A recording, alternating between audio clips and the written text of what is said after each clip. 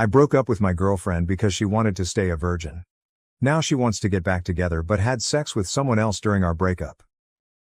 I, a 23-year-old male, met my ex-girlfriend, a 21-year-old female, 3 years ago. We lived on campus at university in different halls of residence.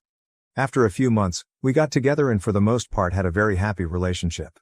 There was always one issue though. My ex grew up in a very religious home. Her father is a pastor. She has been open with her family that she does not share their faith.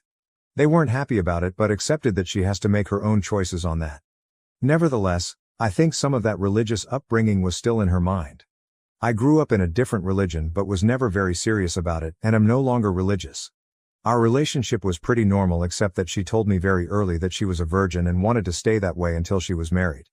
It wasn't for religious reasons. As I mentioned, she isn't religious. But she was very focused on not disappointing her dad.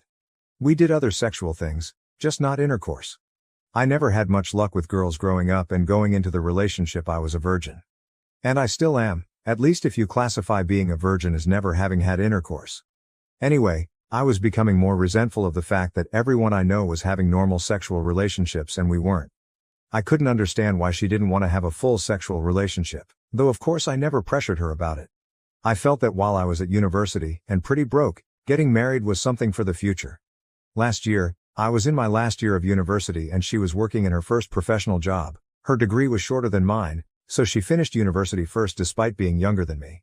She was talking a lot about all these successful guys she met at work, which did make me feel lesser as I was still a broke university student.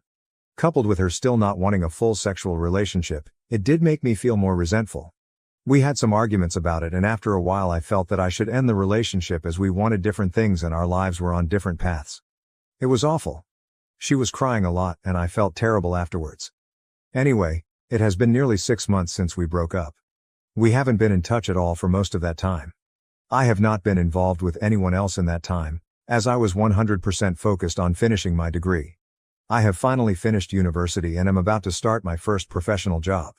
She recently got in touch again and asked to meet up. I was hesitant but decided we had so much good history that I should hear her out. She told me she's been missing me terribly these past 6 months. That she thinks she wants to get back together and is open to having a sexual relationship now. I asked her why now. What changed? And she looked uncomfortable. After a little prying, she said she had a short-term fling with one of the older guys at work while we were broken up. Which of course was fine as she wasn't my girlfriend anymore. Anyway, she said he persisted with her until she started having sex with him. She ended it with him recently. She was clear that it was consensual, but that the guy was very persistent with pursuing sex with her. I was gutted. I couldn't understand why she'd make me wait all those years, but was fine doing it with some new guy she'd only been seeing a short time. I asked if the reason she was open to having a sexual relationship now is because she wasn't a virgin anymore. She said yes. I asked her to give me some space to process all this. I'm conflicted and would love some advice on this. I have missed her a lot and still have strong feelings for her. But at the same time it feels like I was strung along for years. It's hard to put my finger on why I don't want to take her back. Everything logically makes sense for us to get back together.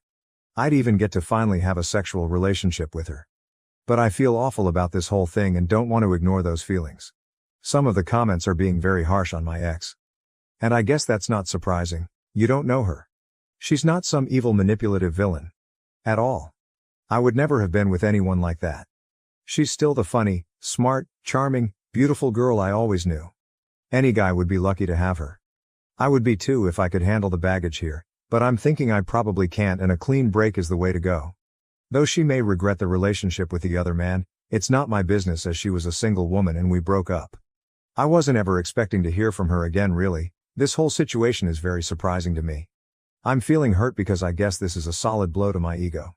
That I feel like the lesser man here. I can own that, and that's something for me to work on.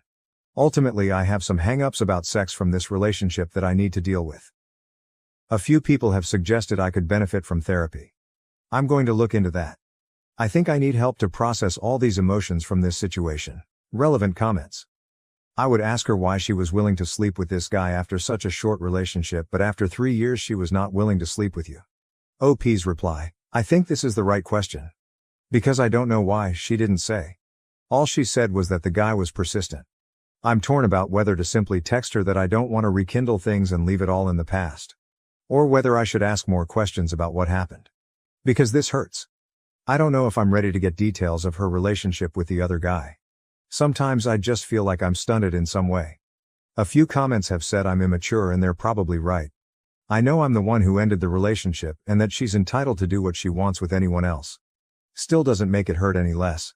And maybe it's just best to say goodbye and leave all this in the past. Update 1. Hello again. I appreciate people taking the time to comment on my last post. The response was a lot more than I expected, with over 2,000 comments. I'm amazed so many people wanted to comment about my situation. Thank you. Warning, this post is long. I have kept a daily journal since I was 16. A lot of what follows is dumped from my journal. Yes, I know I'm not concise. I'm going to refer to my ex as Ellie, not her real name. I'd like to write a bit about the comments because so many people took the time to provide their thoughts, and I appreciate that. The majority of comments were some variation of move on. A clean break. A strong recommendation with a lot to recommend it. A minority said give her a chance and see how it goes. Plenty calling me an arsehole for ending it because I wanted sex in our relationship, or for being obsessed with her virginity. That I dumped her because she wouldn't put out.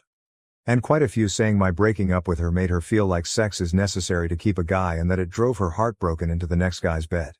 There were a few she's pregnant comments. Not that I know of, it's not impossible, but if that happens it won't be anything to do with me. The dude's saying I should fuck her and leave her, or worse, seriously, some of you guys need a hug or a psychologist. No, I would never use her like that, no matter our past. Ellie and I were a loving couple for years. That counts for something even after we broke up.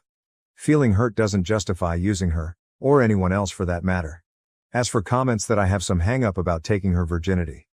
My issue when together was that we weren't having sex in our relationship, not whether she was a virgin or not. Her being a virgin was her reason for being abstinent, but wasn't directly an issue either way to me. If she hadn't been a virgin and wanted to be abstinent, I would have been in the same situation.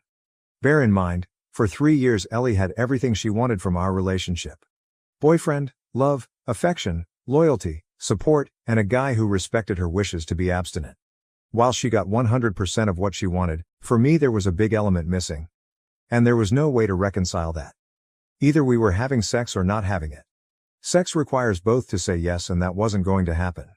With hindsight, I should have ended the relationship early on, when Ellie first told me she wanted to not have sex until marriage. When we got together I was a naive 19-year-old who had never had a girlfriend before, so I kind of went along with things because I really liked her and got along with her so well. I fell in love with her and then kind of felt stuck in a relationship that wasn't what I wanted. I've learned from this and won't make that mistake in the future. I want to make active, not passive choices in future relationships. To not just go along with things because that's what the other person wants. Our views about sex in our relationship were not compatible, so I ended the relationship rather than waiting any longer hoping she'd change her mind. It was scary to take that step and I put it off for way too long, because I didn't want to hurt her. But I couldn't stay in the relationship just for her. I had to also consider myself too. My mistake was waiting so long to get to that point. I regret that, as it caused her more hurt than if I'd ended it early on. Many of you say that sex just isn't that important. But for me it is, at least as part of a relationship. You can disagree. That's fine. Some people are fine being in no-sex relationships. No judgment from me, but that's not what I want. Some people took issue with me saying I felt she strung me along. On reflection, that's fair. Ellie was clear to me about wanting to not have sex until marriage. I foolishly stayed way too long hoping she'd change her mind one day. She didn't. That was my mistake. I strung myself along, really. She never led me on in any way.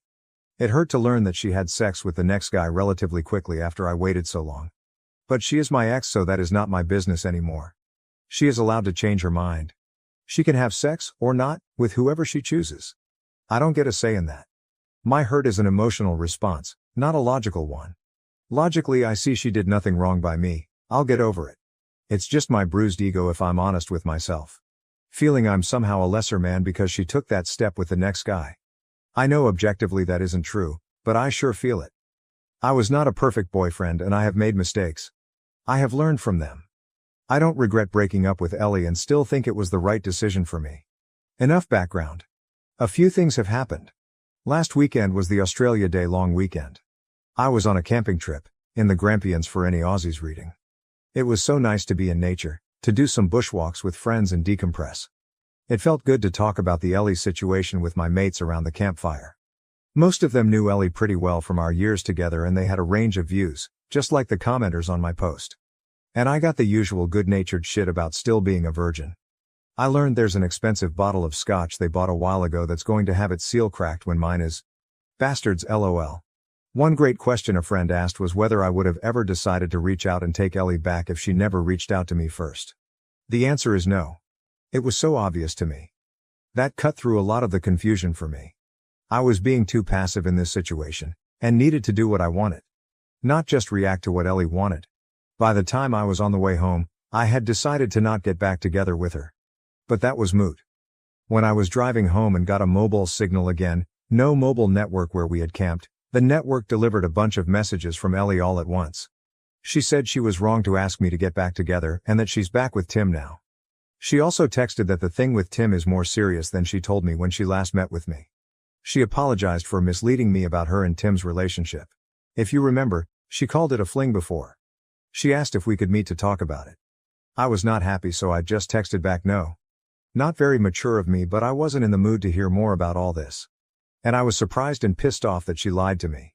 That seemed very out of character for her. She tried calling me, but I didn't want to answer. She sent another text saying, "Tim and I had a fight. I shouldn't have come to you. And finally, I'm sorry. When I got home I was an idiot and let my curiosity get the better of me." I looked up Tim online. His real given name is uncommon, so it wasn't hard to find. Found him on LinkedIn, which gave me his full name. Ellie is one of his connections and he works at the same firm, so I was confident it's him. He's a director at their firm, one level below partner. He also has pics on Insta. Lots of posts about his adventures around the world at various events and exotic places, as well as shots with an expensive-looking car. A few photos of him with Ellie with their arms around each other in Singapore in November. I guess that confirms it was serious. He wouldn't have public pics with her for a casual fling. All that just made me feel bad. No good comes from comparing myself to my ex-successful boyfriend. Ellie is not my girlfriend and I'm not in competition with Tim. So I won't do that again. My ego's bruised enough already. I have been living a very frugal life my whole time at university, aka poor as fuck, so I know I can feel inferior when I see people with wealth. That's another problem for me, problem to sort out. Anyway, all that was on Sunday evening. On Tuesday evening, Ellie knocked at my door. She said that she knew I didn't want to talk to her, but she felt bad about everything and hoped I would let her explain herself, clear the air, then I'd never see her again if that's what I wanted. I let her in. I was not happy with recent events but figured I might at least get a clearer idea of what's going on. It was a long, heavy conversation over 4 hours, but here's the gist as I remember it. When we broke up she was devastated. She said it took a couple of months before she started to feel a bit better. She missed me constantly and wanted to see me the whole time, but when I ended it we agreed to keep apart and heal. In September, she met Tim at work. He manages a different team, she doesn't work for him. She said he was very charming and attractive and showed almost immediate interest in her. They got to know each other and he asked her out. She was worried it was a rebound but felt so much better getting his attention that she went along with it. After dating for a while she developed feelings for him and that later led to a sexual relationship. It wasn't a fling and she dated him for a while beforehand. I asked about whether he had pressured her into sex, last time said he was very persistent. She said she was trying to not upset me. She thought if she gave the impression she was reluctant to have sex with Tim that I wouldn't think as badly of her. So it was a story to try and spare my feelings. I told her it just made me worried she had been assaulted. She looked shocked at that and said no way, she was actually the one who initiated their sexual relationship. I said although I don't like that she lied to me, I can understand why. I don't think she did anything wrong changing her mind about abstinence. Yes, I was hurt when she told me she was having sex, but I have no right to judge her for anything. She's a single adult and it's her life. I don't think badly of her. She burst into tears and said something like, "I thought you must hate me now." I assured her that I didn't. She said she was sad it didn't work for us, but that she never would have dropped her virginity commitment if we had not broken up. After we broke up, she decided that it was a commitment she made to her dad when she was still a kid and it was messing with the life she wants now. So by the time she and Tim got into their relationship, she had already decided she was ready for sex with the right person. I asked about her dad and she just said he doesn't need to know. I asked about why she asked to get back together. Tim is older, she told me he's 32, and has been at the firm 10 years. One day at work, One of the women made a snarky comment to Ellie about being another one of Tim's girls. She did some digging and it turns out Tim has a history. He has dated a long list of women from work, several of them were young graduate employees just like Ellie. The rumor around the office is that Ellie is just the next girl to get used by him. She was horrified. She accused him of using her. They argued and she told him it was over. Soon after that she came to me. She felt as if we might be able to rekindle things now that she was open to a sexual relationship. But my hesitation and time to calm down made her realize that was a mistake. Over the weekend, Tim asked her to work things out. She decided to give it a chance. She tried to call me but they went to voicemail. I was camping, so she sent those messages instead. So I guess that's settled. I don't want her back and she's in a relationship so she doesn't want me back either. We chatted a bit about how our families are going. She congratulated me on finally finishing university. She asked if I'd been seeing anyone and when I told her I'd been studying hard and working a lot since exams, retail job, with no time for girls, she laughed and said I'm still a big nerd. She hoped we could be friendly if we ever see each other. But she wants to keep out of contact out of respect for her relationship with Tim. She wants to give it a real chance of working. Which is fair enough. She gave me a hug, said thank you for understanding and left. So there you have it. Ellie involved me in her relationship drama. I would have preferred she hadn't but at least it's sorted now. I'm glad I paid attention to my feelings and took time out to consider things, as it could have been very messy if I had taken her back. Trusting my gut has been the biggest lesson for me in all this. I still care for her despite recent events. It seems like she is dealing with a lot of complicated things between her new relationship and work gossip. I wish her well and hope she will be happy, whether it's with Tim or not. She was my first love and I expect I'll always have warm memories of her. But I am clear now that I don't want her back. She is my past and I want to look forward. Well, this has become an essay. Tutors at university always told me I was too waffly in my writing. Well, fuck those guys, I'm not a student anymore. I can now focus on launching my new career with no distractions.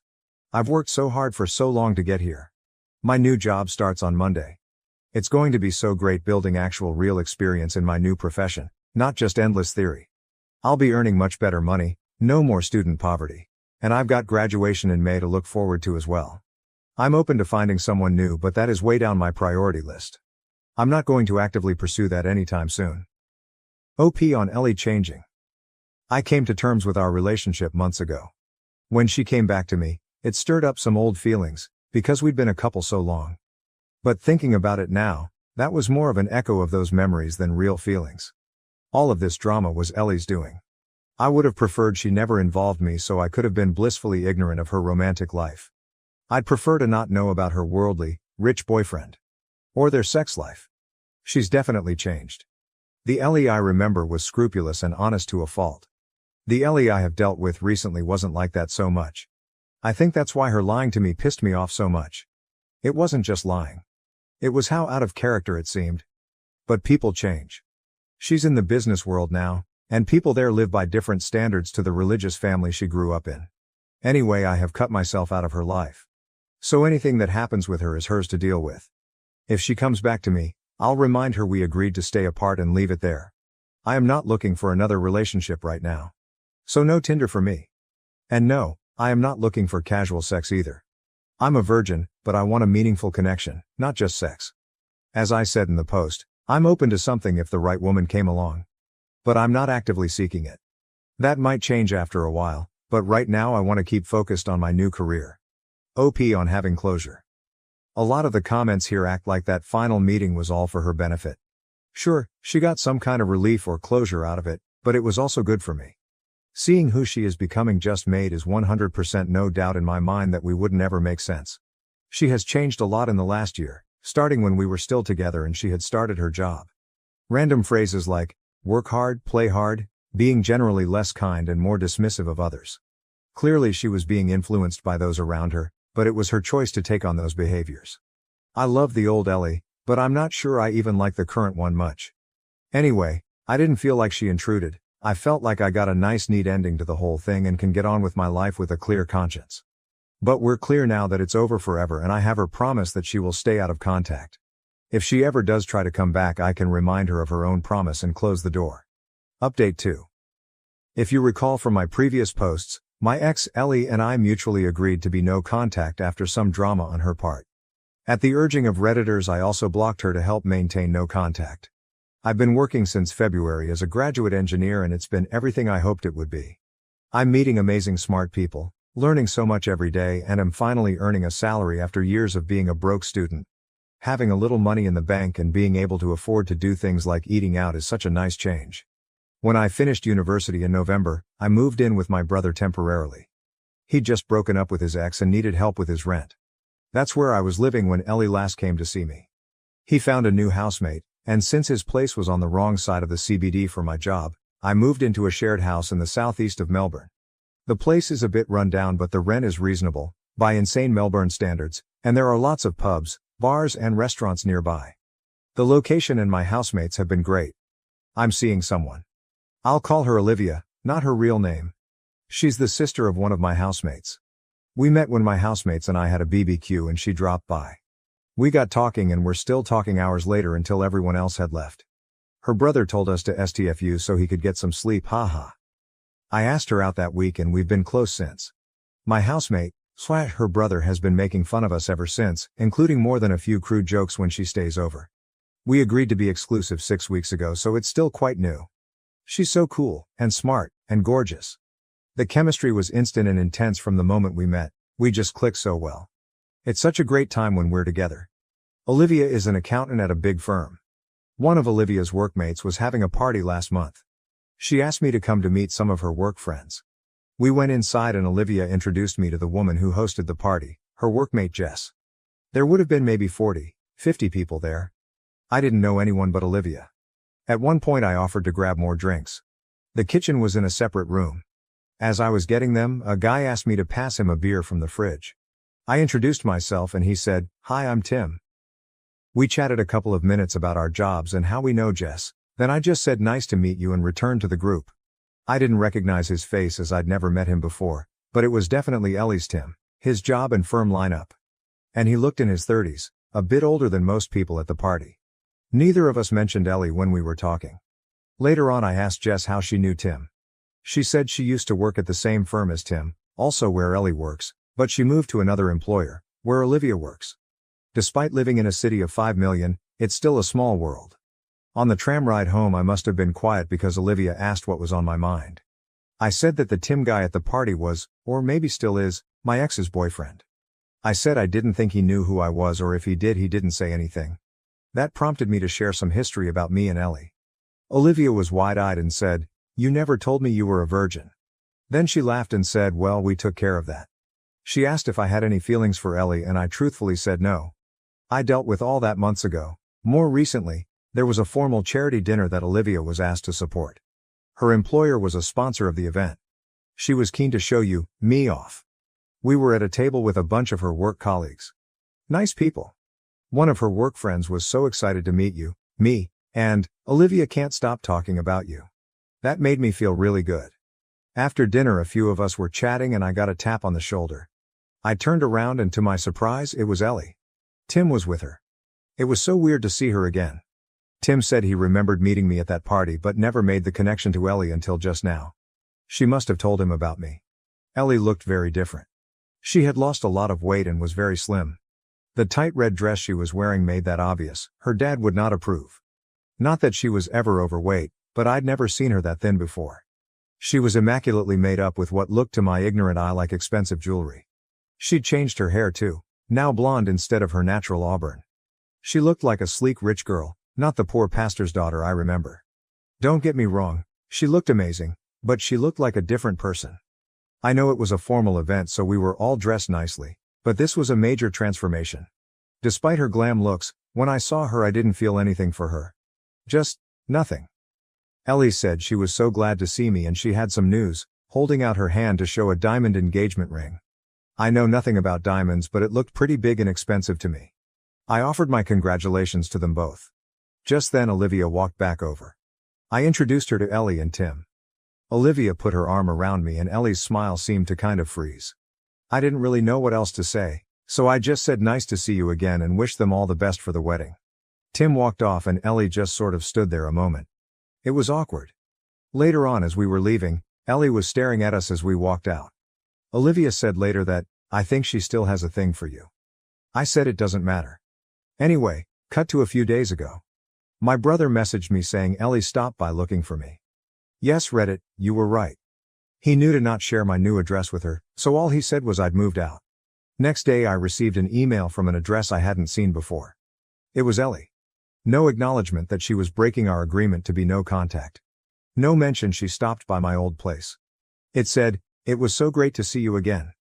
I've missed you," and, "That girl you were with is pretty, how serious is it?"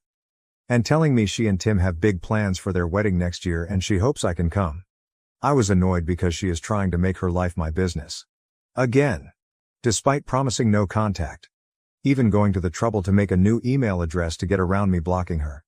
I showed Olivia the email and she rolled her eyes and asked me to think about why my ex would send me that. Why indeed? Olivia is great at cutting through bullshit and reads people way better than I do. Ellie can't have me back. I'm in a relationship now, plus she's engaged, and it's not like I would go to their wedding. Who goes to their ex's wedding? It wouldn't be right. I don't know why she's trying to contact me, but I can guess that she wants to use me for emotional support again. Or maybe things are rocky with Tim, who knows? Whatever she wants, it's not happening. She has family and friends, she can talk to them. I deleted the email and blocked the address without replying.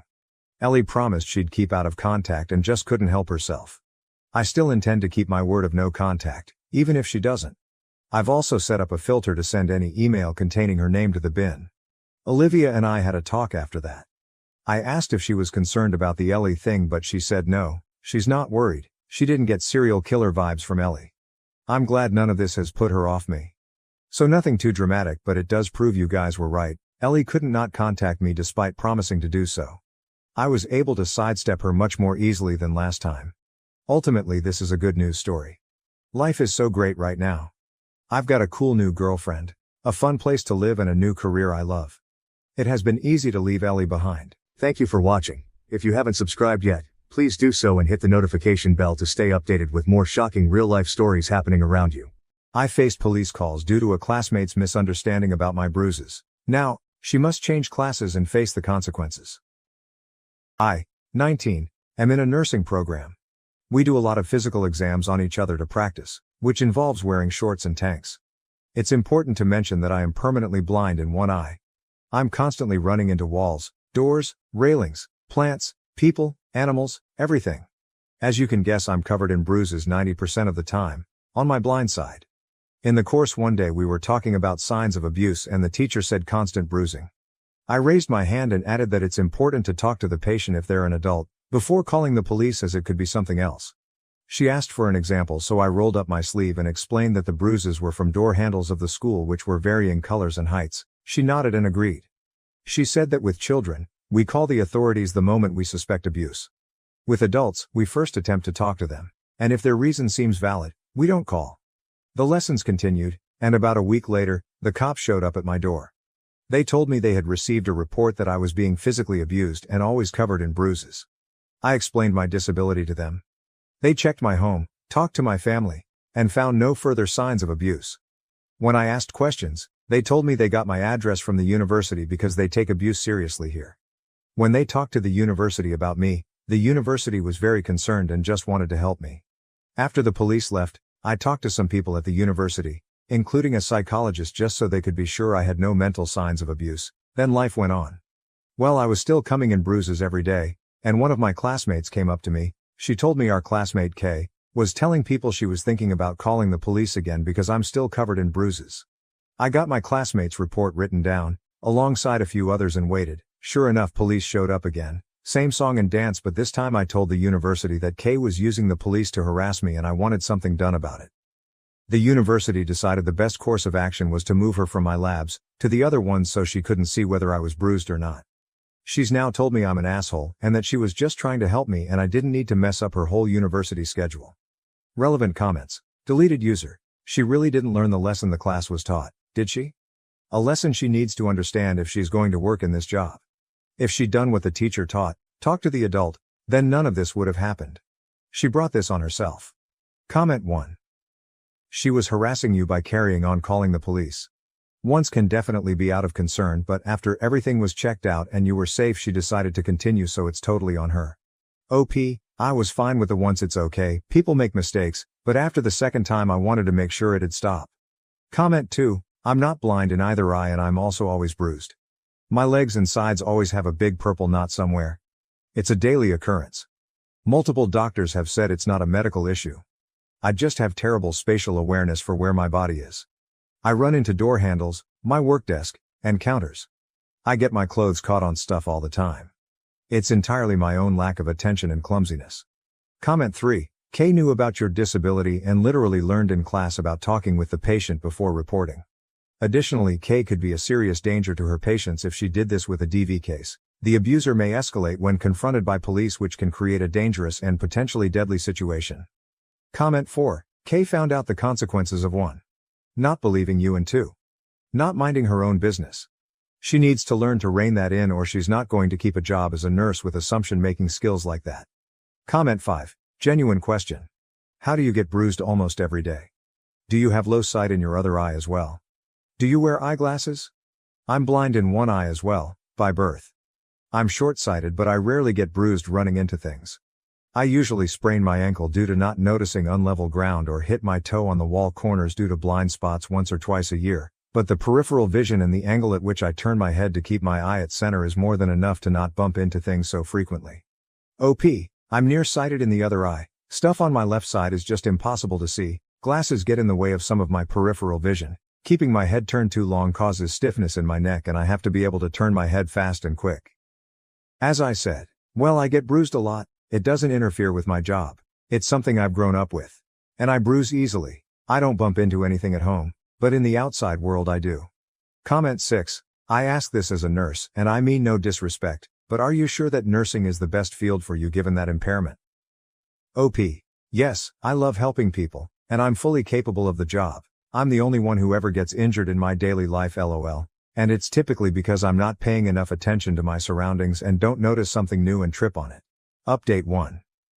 Okay, so, I'm blind in one eye. I run into random stuff if I'm not paying enough attention. I'm covered in various bruises. Showed this during class while talking about abuse and how we have to talk to adults before calling. Girl decided to call the cops on me twice claiming I'm abused, resulting in me forced to go to counseling, talk to therapists, police, etc. until everyone was assured I wasn't abused.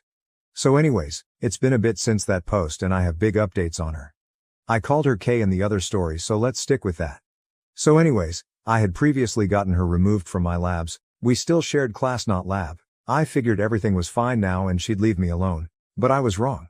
Not only was she spreading rumors that I was abused, but she called the cops again. Apparently more than once, as the other 2 times the cops said they had a report of abuse. This time they said reports. When I asked how many reports, they said that it was multiple people. So I don't know if others in class called or she had her family do so. I just don't know. They couldn't tell me who called due to privacy when it comes to reporting, to try and make sure abusers don't attack the reporters. Apparently my university had attempted to stop them when the cops spoke to them, but the cops had to check anyways, so they came after talking to the university anyways. And again we did the same song and dance. I told them I felt like someone was using the cops to harass me. And the cops took this. They said no one would show up again. And anyone that calls would now have their name taken down, and if they call after being told not to, they'd be charged with harassment. Well, that was about a week ago, and someone continued calling, tried to claim a different name, didn't realize they record phone numbers as well. So there's your update on Kay. She called again, and again, and again until it got her charged with harassment as well as misuse of police resources. Not certain what's gonna happen going forward or if I'll be called to testify. I'm not certain what's happening, but I haven't seen her since I was informed that she's still called, which I found out from another classmate. Relevant comments. Deleted user. What's the school doing about this? Is she getting expelled for harassing you? OP, seeing as she's probably ending up with a criminal charge, she will be expelled. Comment 1, you're not just protecting yourself. You're protecting the patients she might have had in the future. She's got big issues. Comment 2, this really pisses me off. My toddler has von Willebrand disease, so her blood doesn't work the way it should. She is so covered in bruises all the time that she looks like a Dalmatian. She also has paper-thin skin, so she has many cuts in a day.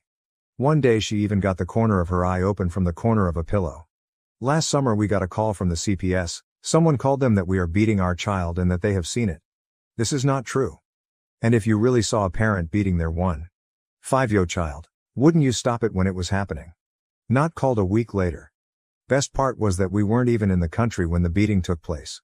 Someone was just mad because we have been renovating our house and the noise was too much for them. Pure harassment. Comment 3. I read your other post and was glad to find this update. While I agree Kay is definitely in the wrong and needs to have the consequences of her actions. Hopefully not being a nurse is one of them since she seems unfit for it.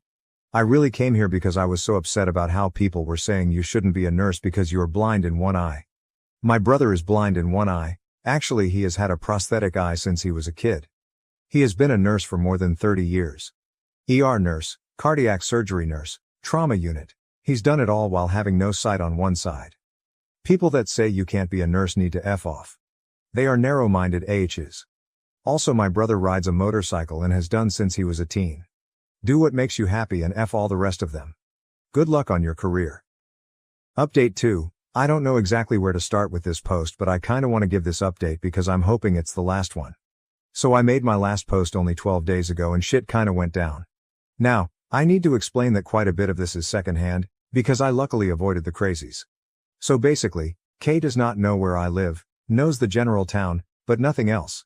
I did invite one girl in our class to my house to work on a project. She was the only person other than the university that knows where I live. Kay knows this, because her and girl who Emma call Lily, are kinda not related. Lily's cousin is married to Kay's cousin, so they knew each other prior to the program but not really well, and Lily is also the one that told me about Kay still calling even after the police promised me they would not show up again. Which they haven't, they just started taking down the numbers and keeping track of who called, when, and did they call after being told not to. So basically, Kay knew me and Lily were paired up for the project, knew Lily came to my house, did not know where the house was, or what it looked like, just that it was in a town X kilometers away from where they were. They also knew the town name via Lily's mom, so I got warned by Lily that Kay's mom was going to try to find me to get me to drop Kay's charges. I'm not the one charging her, the police are. I have not pressed any charges despite some people saying I should get a restraining order. Lily warned me, and I hid in my house and did not leave until Lily told me that Kay's mom had returned home. Kay's mom then proceeded to harass Lily in an attempt to get Lily to give Kay's mom my address so she could knock on my door instead of driving around aimlessly hoping to spot me. Lily refused, and deleted all text between me and her to ensure that even if Kay's mom stole her phone, and somehow got past the password, that she would never get my address. Lily then informed the university of the situation, and had proof via text, that the university had her print off and give to them, and the police. The university's security are now watching for Kay's mom's car, and Kay's mom. Security is informed that if and when I'm at school they are to escort me to and from my car. My car is also to be parked near cameras, by order of the university, until the situation dies down.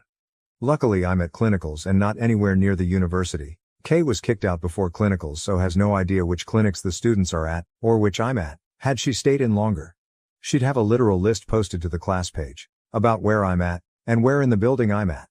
Kay's family apparently was informed by the police that any attempts to contact me would be harassment, so says Lily. Can't guarantee, but yeah. I kinda don't know how to feel. The next time I have to go to the uni is for exams in like 3 weeks, so hopefully Kay's family doesn't hold on to this that long. Until then I'm safe in a building filled with security, locked doors, and places to run. The placement was also informed about this situation and with pictures from Lily, who's at a different placement, are watching for Kay's family, and has banned them from the premise in advance.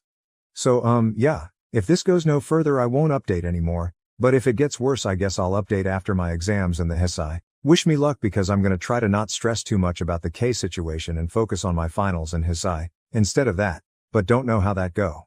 Hope y'all are enjoying my mild suffering and it entertains you, even if only a bit, so that some good can come from this situation I can't believe I'm in right now. So, yeah, thanks again for the words of encouragement and kindness some of you showed me during this insanity. Wish Lily some luck as she's being bombarded by her family to give Kay's mom my address, phone number, etc., and doing her best to hold out on this while making sure her phone is never out of her sight on the off chance she leaves it open. Anyways, hopefully this is goodbye. If not, well, I'll see y'all in 3 weeks for another update. Relevant comments. Comment 1. I don't understand why there is so much drama from Kay and her family. Like what the heck is happening that they feel the need to harass you? Have you presented a restraining order? OP. Hi. I still don't feel a restraining order necessary as they really only keep people willing to listen away. And that's not really the case here. I plan to just avoid it. The police and courts handle it and forget it ever happened. Comment 2. This is going too far. What's wrong with that woman? And has her whole family gone insane? Not only are they harassing you, but they're putting your family in danger. She's basically accusing them of abuse. It could damage their reputation but also put their job on the line depending on their fields. It's good that they are providing you with security, but it's still not enough. Lily won't possibly be able to warn you every time that woman goes out of her house. In case she eventually finds your house and comes to threaten you, you should probably get cameras for your door to record everything. When you say she was kicked out, do you mean the school? Because I really hope your university realized how unhinged Kay's behavior has been and how unfit she is to start a career in this field. Not only does she lack common sense, but she's also acting in a deranged manner. Targeting someone like that is not acceptable, especially not under the fake pretense of trying to help. Had you really been a victim of abuse, you would have probably been even more traumatized by this situation. OP. Hi, so yes, my house has cameras already, and Kay has been removed from school due to pending charges, and should they fully go through, she will never come back. Her access to everything has been suspended and she's basically already expelled. They are just awaiting charges to go through before they actually push the expulsion through. Thank you for watching. If you haven't subscribed yet, please do so and hit the notification bell to stay updated with more shocking real-life stories happening around you. After refusing to babysit my stepsister's kids, my dad threatened to cut me off, leading to uncovered family secrets and strained ties. I'm Sophia, 28F, and I've been dealing with some family trouble recently. My parents split when I was 10, and it was not a good experience. My mother moved out, and I lived with my father for several years. It was only the two of us. We were close, and I assumed we told each other everything, but as I got older, I realized there were many things my father withheld from me. When I was 16, my father introduced me to Linda, 50F. They had been dating for a time without informing me. I was hurt that he kept this a secret, but I attempted to be supportive. A few months later, they married, and Linda moved in with her daughter, Emma, 25F. The transition was difficult. I went from being an only kid to suddenly having a stepsister. Emma and I never really clicked. She was lively and outgoing, whereas I was more reserved. We were courteous to one another, but we never became close friends or anything like that. At 18, I moved out for college, relieved to get some space from my new family. I focused on my academics and met new people. After graduating, I found a job in the same city and decided to stay. I'd go to see my father and Linda on holidays, but that was about it. Emma and I scarcely communicated, just exchanging birthday texts and attending family dinners when I was in town. Fast forward to today. Emma recently came to my city with her 27-year-old husband Jake, and their two children, Liam, 4M, and Ava, 2F. Jake accepted a new position at a technology startup, so they relocated here. Emma does not work. She is a stay-at-home mom. When they first moved, my father called and requested me to assist them settle in. I was not delighted about it, but I agreed. I took them around the city, helped them select a suitable neighborhood, and even helped with part of the relocation. I believed that was the end of it, but I was mistaken. Emma began visiting my flat every evening with her children about a week after they relocated. She would ask me to look after them for an hour or two while she went errands. I initially accepted because I wanted to be nice, but it soon became a daily occurrence. I worked from home as a graphic designer, and while I was finished with work by the time she took the kids off, I value my alone time in the evening. I utilize that time to relax, work on personal projects, or socialize with friends. The kids are okay, but I'm not really a kid person. I don't know how to keep children entertained, and being around them always makes me nervous. I reminded Emma several times that she needed to hire a babysitter, but she always had an excuse. "It's just for today," she'd remark. "I'm still getting used to the city." I started to suspect she was taking advantage of me. Last Friday, I had planned to go out with my pals. We were celebrating my best friend's promotion, which I'd been looking forward to all week. I told Emma in the morning that I would be unable to watch the kids that evening. She said okay, and I assumed that was all. But at 6 p.m., just as I was about to leave, Emma arrived at my door with Liam and Ava. Before I could say anything, she handed me the kids and drove away. I tried calling her, but she did not answer. I even called Jake, but he did not respond. I had to postpone my plans and stay at home with the kids. I was infuriated. Emma had ruined my plans before, but this was the first time she fully ignored my refusal to babysit. I was trapped with the kids until 9 p.m., when Emma arrived to pick them up. When she arrived, I challenged her regarding her behavior. She pretended it was no big deal and claimed she had an emergency. When I pressed her for information, she was unclear and evasive. I warned her that this could not happen again and that she needed to get a proper babysitter. Emma became enraged and stated I was being selfish, and that families should assist one another out. That is when I lost my temper. I told her that we were not truly relatives. I explained that just because our parents married doesn't mean we had to be close. I informed her that we had scarcely spoken in years before she moved here, and now she was acting as if we were best friends. I told her I was done babysitting and that she shouldn't bring the kids over until invited. Emma left in tears. I felt awful, but also happy that I had finally established a clear boundary. I believed that was the end of it, but I was mistaken. The next day, my father called me. He was upset with me. He stated Emma had contacted him crying, accusing him of being nasty to her and the children. My father told me that I should apologize and continue to babysit Emma. He said that this is what families do for one another. I attempted to convey my side of the situation.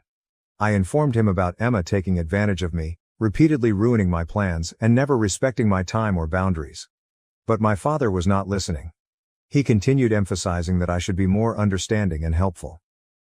Then my father said something that deeply saddened me. He called me selfish and expressed disappointment in the person I had become. He told me that Linda and Emma were now my family, and I needed to accept it. He even mentioned how distant I had been since he married Linda, hinting that I still harbored a grudge. I was shocked. I told him they were his family, not mine, and that I was an adult capable of making my own decisions. I told him that I had my own life and obligations and I couldn't just drop everything to be Emma's on-call babysitter. This resulted in a major debate. My dad threatened to cut me off if I didn't apologize to Emma and resume babysitting. I felt hurt and enraged.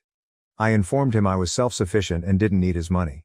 I also suggested that if he wanted to cut me off over this, perhaps we weren't as close as I believed. My father ended the call by hanging up on me. Linda and other family members have since messaged me, accusing me of being unfair. They suggest that I be more empathetic of Emma's circumstances as a young mother in a new city. Some of my aunts have even called to say I'm pulling the family apart. Emma hasn't contacted me directly, but she has been writing on social media about how families should always be there for one another. She has been tweeting quotes about the value of sisters and how blood does not determine family. It appears like she is attempting to publicly guilt-trip me. I feel like I'm going mad. Am I truly in the wrong here? I don't think it's fair for Emma to expect me to be a free babysitter anytime she wants, and I don't think my father should threaten me about it. But I'm beginning to wonder whether I went too far in claiming Emma and Linda aren't my real family. Part of me feels guilty. Perhaps I could have been more patient with Emma. Perhaps I should have tried more to connect with her when we were younger. But another part of me is angry and resentful. I feel that my thoughts and boundaries are not being respected. I have always treasured my freedom. After my parents divorced, I learned to rely on myself. I worked hard in school, received a college scholarship, and have established a successful profession. I'm not used to having people rely on me in this way, and I'm not sure I want the responsibility. At the same time, I can't stop thinking about Liam and Ava. They're innocent in all of this, and I genuinely care about them. I don't want kids to feel rejected or undesired, but I also don't think it's good for them to have an aunt who dislikes babysitting them. I tried discussing this with some of my friends, but they seem divided. Some believe I'm being overly harsh and should try to work things out with Emma. Others believe that I'm correct in setting boundaries and Emma is entitled. I do not know what to do. Should I apologize? Should I stand my ground? I feel like this thing has spiraled out of control, and I'm not sure how to fix it. I don't want to lose my relationship with my father. But neither do I want to be taken advantage of. This scenario has caused me to question a lot about my family and myself. Am I really as selfish as my father claims? Have I been harboring bitterness for his remarriage without realizing it? Should I have worked more to develop a relationship with Emma over the years? I keep thinking about how things may have turned out differently if my mother was still present. She relocated across the nation after the divorce, and we don't communicate much. I wonder what she would say about all of this. I am at a loss. I believe that no matter what I do, someone will be upset with me.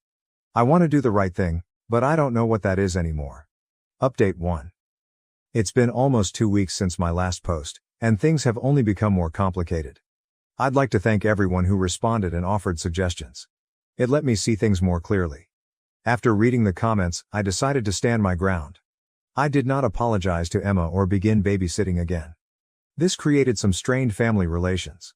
My father stopped communicating to me completely, and Emma continued to post passive-aggressive messages on social media about false family members and the value of being present for your nieces and nephews.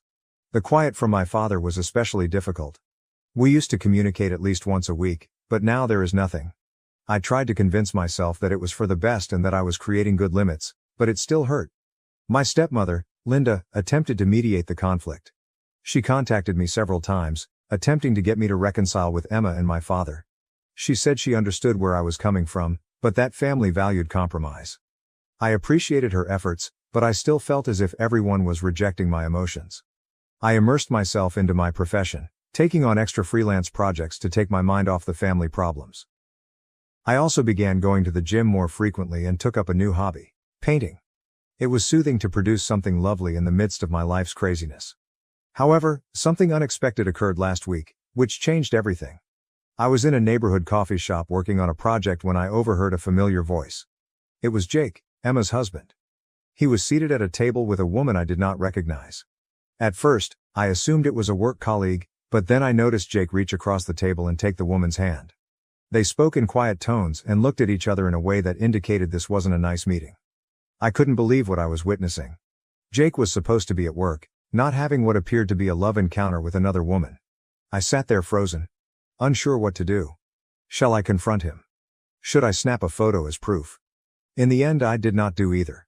I silently gathered my belongings and exited the coffee shop. I went home, my thoughts racing from what I'd just watched.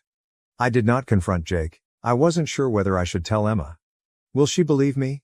Our relationship was already fragile, and accusing her husband of adultery might only make matters worse. I chose to sit with the information for a day and consider what to do. The next evening, Emma called me. I almost didn't respond, assuming it was another attempt to guilt me into babysitting. But something prompted me to pick up. Emma was in tears and asked if she could come over. I consented, believing she might have learned about Jake. When she came, she was a complete wreck. Her eyes were red and puffy and she appeared to have not slept for days. But it was not about Jake at all. Emma admitted she had lied about running errands when she left the kids with me. She acknowledged seeing a therapist for postpartum depression and anxiety. Emma broke down while telling me her experience. She has struggled since Ava's birth, feeling overwhelmed and inadequate as a mother. She hadn't told anyone in the family because she felt humiliated and terrified of being judged. She left the kids with me during her therapy appointments. I was stunned. I felt a range of emotions: pity for Emma's situation, rage that she had deceived and taken advantage of me, and regret for how harshly I had judged her.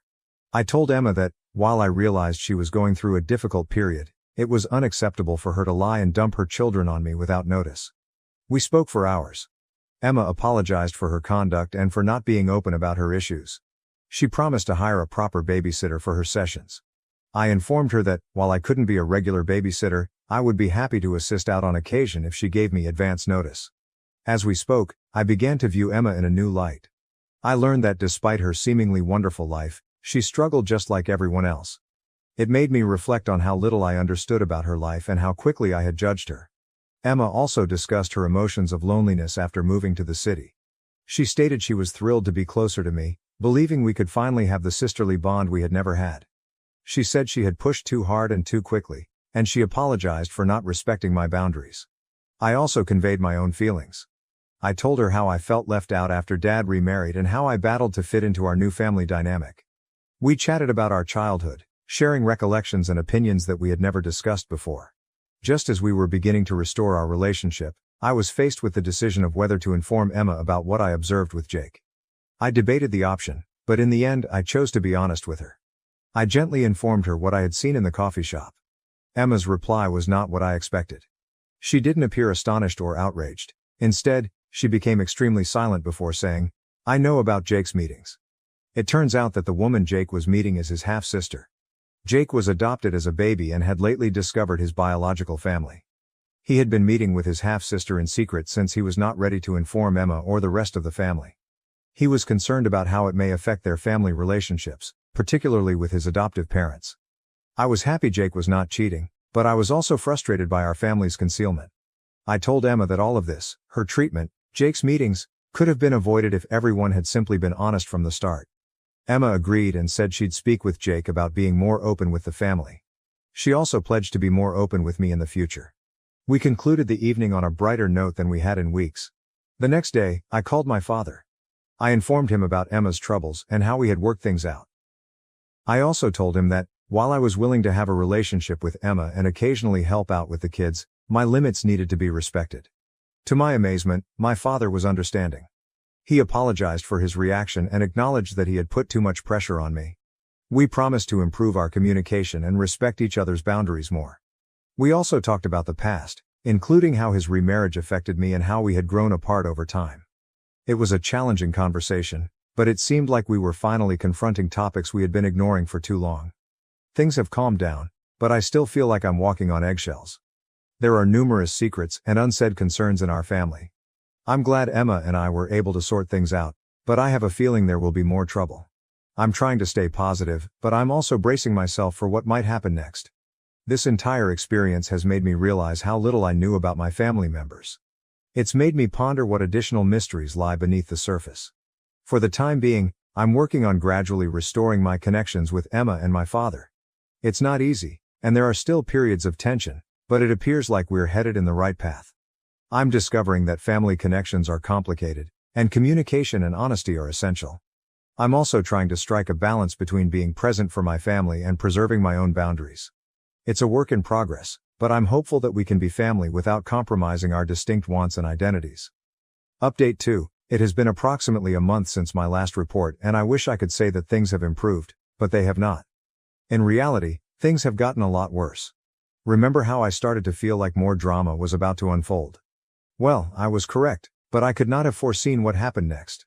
Emma called me last week, frantic. She was in tears and hardly intelligible. When I calmed her down, she informed me that she had received some horrible news. Jake hasn't simply met his half-sister. He's had an affair with her. Emma grew suspicious of Jake's numerous meetings and decided to follow him. One day, she noticed him meeting the woman at a hotel rather than the customary coffee shop. She approached him, and he confessed to the affair. He attempted to excuse it by claiming that he felt a connection with his half-sister that he had never had before, but Emma was understandably appalled and devastated. I was shocked.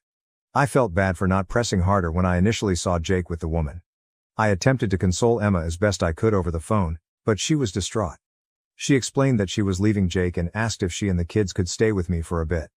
Despite our previous disagreements, I couldn't send her away in her time of need. I agreed to let them stay. Emma and the kids moved in with me the next day. It's been a tough transition. My flat isn't really designed for two young children, and Emma is still really emotional. She alternates between tears and aggressive outbursts. I'm trying to be supportive, but it's taking its toll on me. To make matters worse, Jake has been bugging Emma with continuous phone calls and messages. He's even popped up at my flat several times, causing havoc in the corridor. I had to threaten to contact the police to get him to go. It has been distressing for everyone, especially the children, who do not understand what is going on. Another explosive went off in the midst of the mayhem. My father contacted me, seeming anxious. He said he needed to tell me something important and asked if he could come over.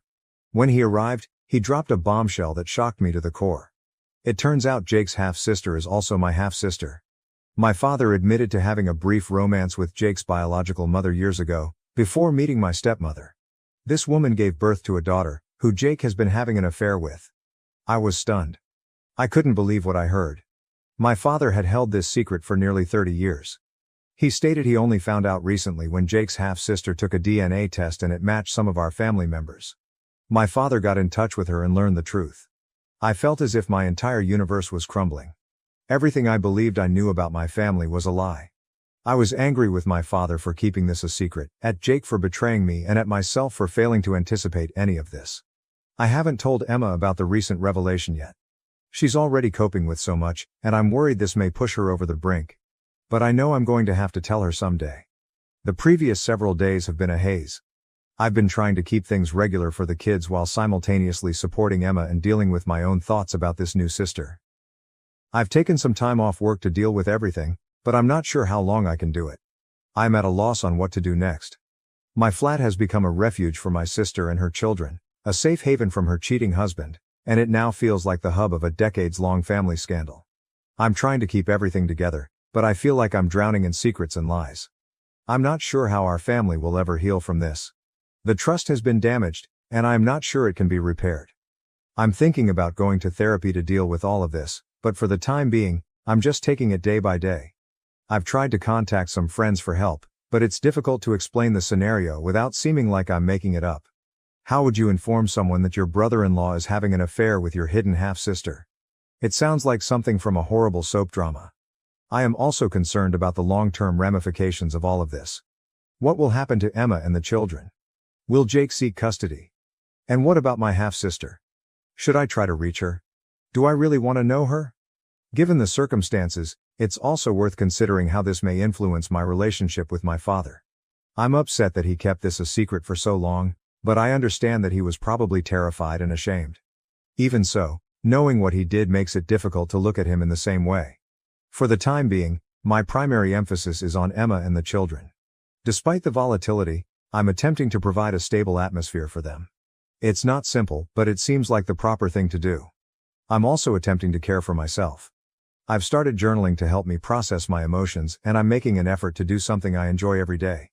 Even if it's as simple as reading a book or going for a walk. I know I'll have to make some important decisions shortly about Emma's predicament, my connection with my father, and whether or not to contact my half-sister.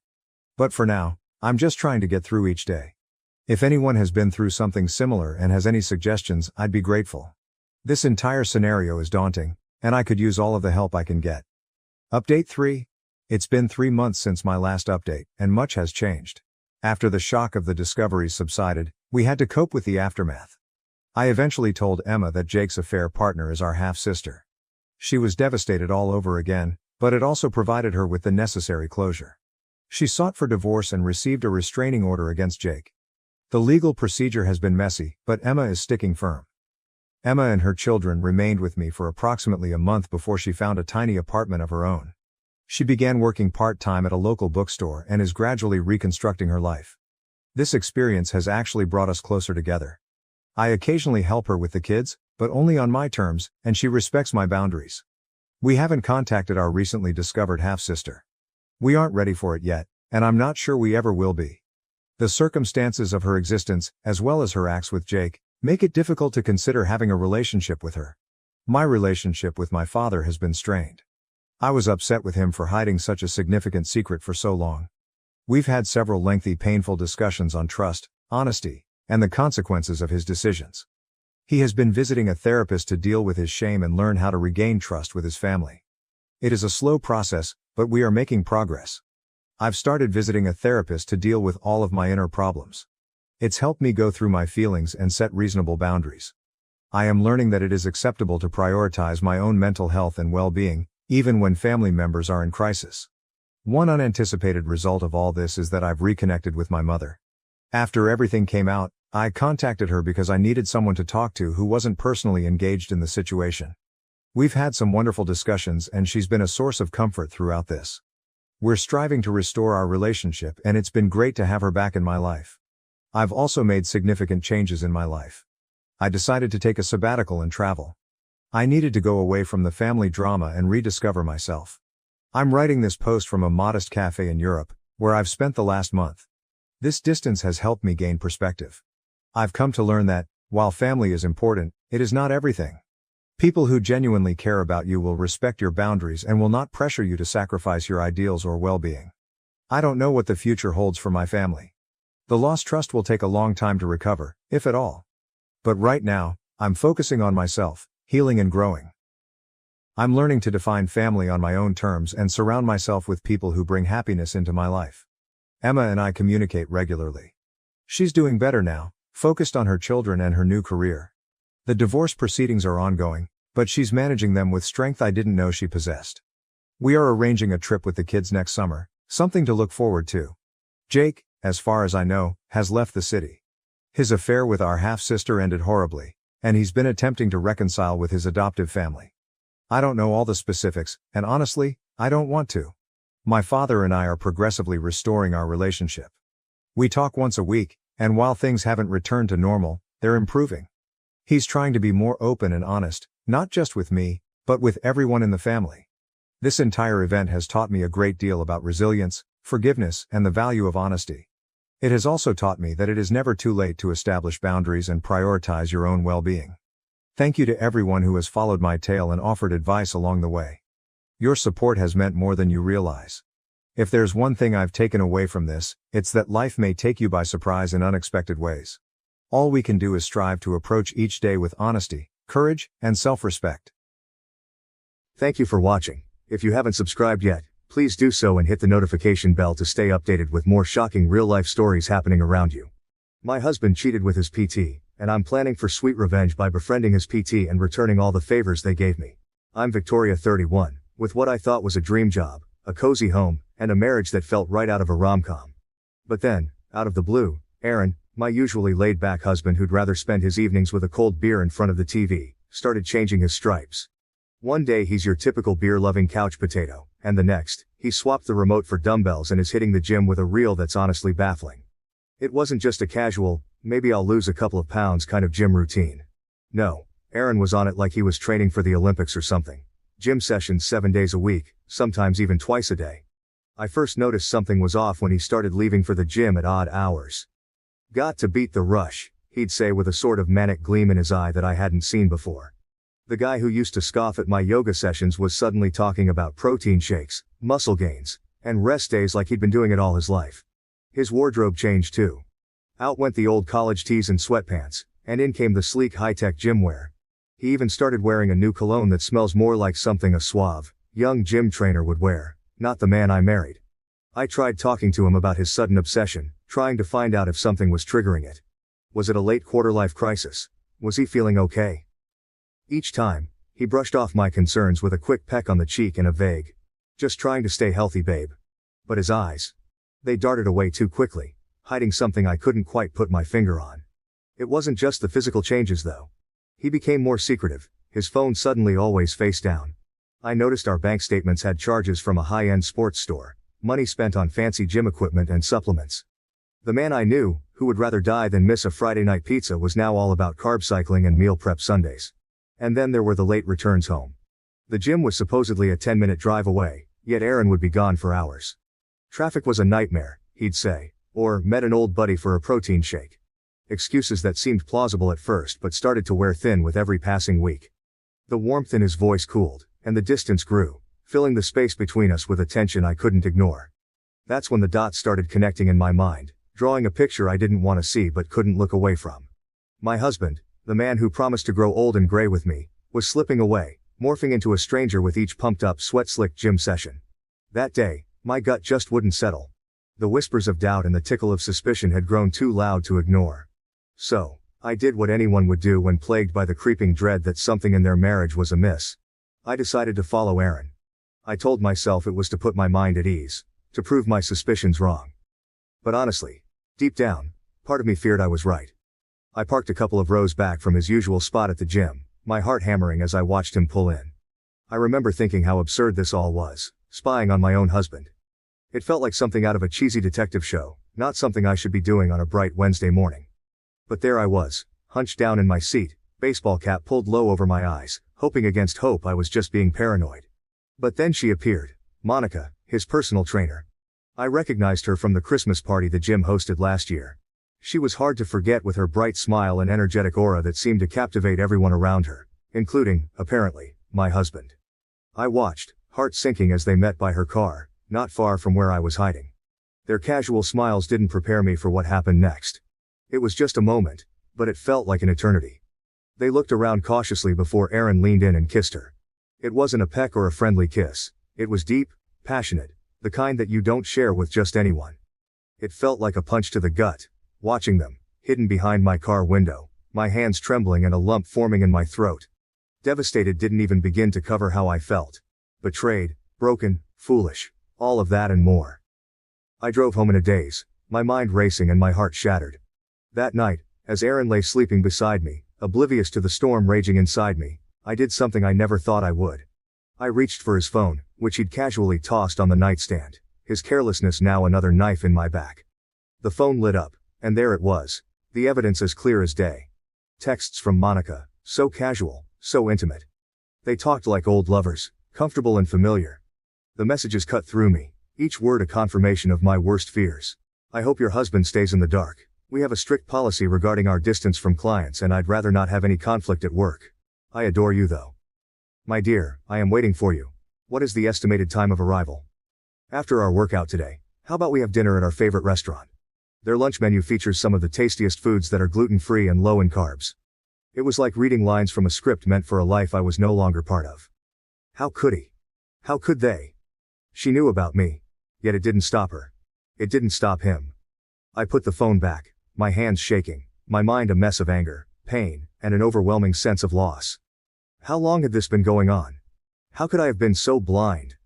Those questions haunted me through the night, keeping me awake as I lay next to the man who had promised to love and cherish me, now a stranger in our bed. I could barely get through 3 or 4 messages before I gave up because I was so repulsive. I didn't want Aaron to think something was wrong when he was on the toilet. I pretended to be asleep as I went to sleep after taking a deep breath and placing my phone on the side table. That night, after I saw those messages, felt like one of the longest of my life. Every word between Aaron and Monica was a dagger in my heart. I could only stomach a few messages, their plans, their affection for each other, so carefree and intimate, before I felt physically ill. The thought of continuing, of seeing more proof of the betrayal, was too much. I tossed Aaron's phone back onto the nightstand, my hands trembling with a mix of rage and sorrow. Lying in bed next to him, pretending to be asleep, was torture. I wanted so badly to wake him, to confront him right then and there. I imagined myself shaking him awake, demanding answers, or better yet, screaming until I was hoarse. Anything to release the storm of emotions brewing inside me. But deep down, I knew that wouldn't get me anywhere. Aaron would have an excuse, a story cooked up and ready to serve. He always had his way with words. And that's when it hit me. The need for a plan, a scheme that would reveal the true extent of his deceit not just to me, but to him as well. I needed him to feel a fraction of the pain he had inflicted on me. No sudden outbursts, or tearful confrontations. This needed to be strategic, something that would hit him where it hurt most. So, I spent the rest of the night plotting, turning over scenarios in my mind. Each plan more elaborate than the last, until I settled on something fiendishly simple yet satisfying. I decided I would meet Monica. I would get close to her, enter their little world under the guise of innocence, and see for myself the web of lies I was up against. Maybe even gather enough evidence to turn their affair on its head. The morning after that sleepless night was oddly serene. As Aaron left for work with a hurried kiss that lacked its usual warmth, I felt a mix of nervous energy and steely determination. I was ready to put my plan into action. The drive to the gym was a blur, my mind reeling with what I was about to do. I pulled into the gym parking lot, the same place where I'd seen Aaron and Monica in their embrace. My hands were steady on the wheel, my resolve firm. I rehearsed what I would say to Monica, how I would confront her, and then expose her to her supervisor. It seemed straightforward enough: walk in, reveal the affair, watch her face crumble. Simple, yet satisfying. The gym was bustling with the usual morning crowd, people lost in their routines, headphones in, worlds unto themselves. I spotted Monica almost immediately, her vibrant energy unmistakable as she laughed with a client. Seeing her there, so carefree, fueled my resolve. I steeled myself and walked towards her, ready for confrontation. But just as I was about to approach, something unexpected happened. Monica's client, an elderly woman I recognized from some community events, suddenly lost her balance on the treadmill. Monica's quick reflexes saved the woman from a nasty fall, and she handled the situation with such genuine care and professionalism that it took me aback. It was a side of her I hadn't anticipated, compassionate, skilled, entirely at odds with the homewrecker I had painted in my mind. For a moment, I hesitated. The gym fell into a sudden hush as other trainers and clients rushed over to help, and Monica was right there, directing them, ensuring the woman was attended to before anything else. After the woman was taken care of and the commotion settled, Monica turned, and her eyes met mine. I moved forward, my original intent simmering beneath a surface of newfound complexity. As I approached, she greeted me with a bright, unsuspecting smile, so dazzling it could have blinded me as I entered the gym. "Hello, how are you doing? Can I help you with something?" Her voice was warm, inviting. As it was, she had no idea I even existed. The irony was too good to ignore. I paused, the words I had rehearsed suddenly heavy on my tongue. In that moment, my plan shifted. Instead of the harsh confrontation I had envisioned, I found myself saying, "Yes, I'm looking for a personal trainer. Can we talk?" I realized I had to stop before I could interrupt her and reveal that I wasn't just some client trying to get in shape. Rather, I was the wife of her lover. So I agreed to it rather than make a scene. Monica smiled. Her smile widened. "Of course. Let's sit down and discuss what you're looking for." Obviously happy to welcome a new customer. After making that fake appointment, I left the gym with a smirk tugging at the corners of my mouth. The irony of the situation was delicious. Monica, the woman who was unknowingly wrecking my marriage, was now scheduled to be my personal trainer. As I drove away, thoughts of the upcoming encounter danced in my head. If only she knew who I really was and the secret agenda hidden behind my friendly facade. Our first training session was a mix of awkwardness for me and professionalism for her. Monica was all smiles, demonstrating routines and correcting my posture with a gentle touch here and there. It was an odd feeling, playing the part of a clueless client, knowing all too well the intimate details of her relationship with Aaron. As weeks turned into months, our sessions became a regular part of my life. Monica started opening up about her life, her dreams, and ironically, her challenges with past relationships. The more I knew about her, the more complex my feelings became.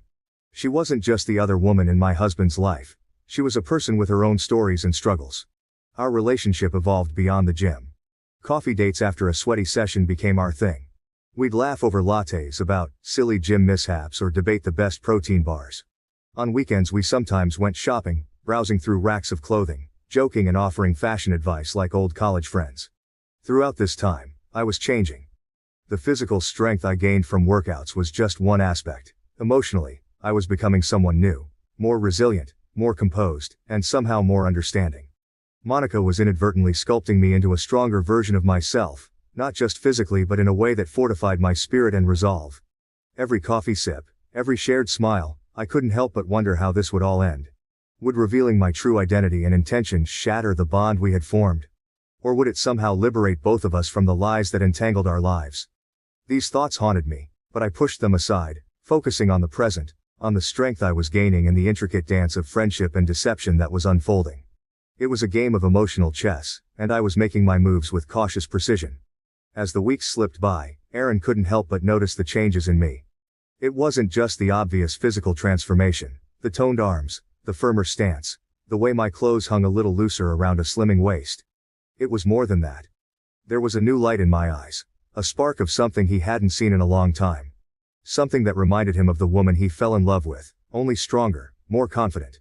Each time I spoke of my new friend, the mysterious personal trainer who was helping me find myself again, I could see the curiosity tinged with suspicion in his eyes. He'd never met Monica, of course. I kept her identity and our sessions vague, a deliberate mystique added to keep him on edge. She's just amazing. So inspiring. I'd say casually over dinner, watching his expression change, a mixture of intrigue and unease playing across his features. This wasn't meant to be a part of my initial plan, but I couldn't deny the satisfaction it brought me. Aaron's growing fascination with my changes had an unexpected, yet welcome side effect. He started pulling away from Monica, perhaps intimidated by my independence, or maybe out of guilt, fearing that his own secrets might unravel as I embraced this new version of myself. His texts become less frequent, his late nights shortened, and his mentions of the gym carried a hint of obligation rather than enthusiasm. Monica, on her part, seemed unaware of the shift in Aaron's behavior. With him stepping back, she had more time on her hands, time that she often chose to spend with me. But with every passing day, as our friendship grew, so did my internal conflict. The lines between deception and genuine connection blurred, leaving me to grapple with the unfolding moral complexities of my actions. Was the satisfaction of seeing Aaron's guilt and confusion worth the potential cost of betraying someone who was, despite everything, becoming a real friend? That evening was tinged with an unusual tension as Aaron lingered by the doorway, watching me with a mixture of hope and desperation. The usual hum of our home felt quieter, more charged.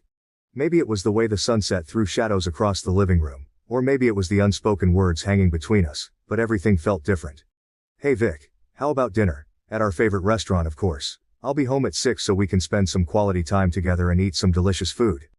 His voice had that old familiar warmth, but the edges were frayed with anxiety.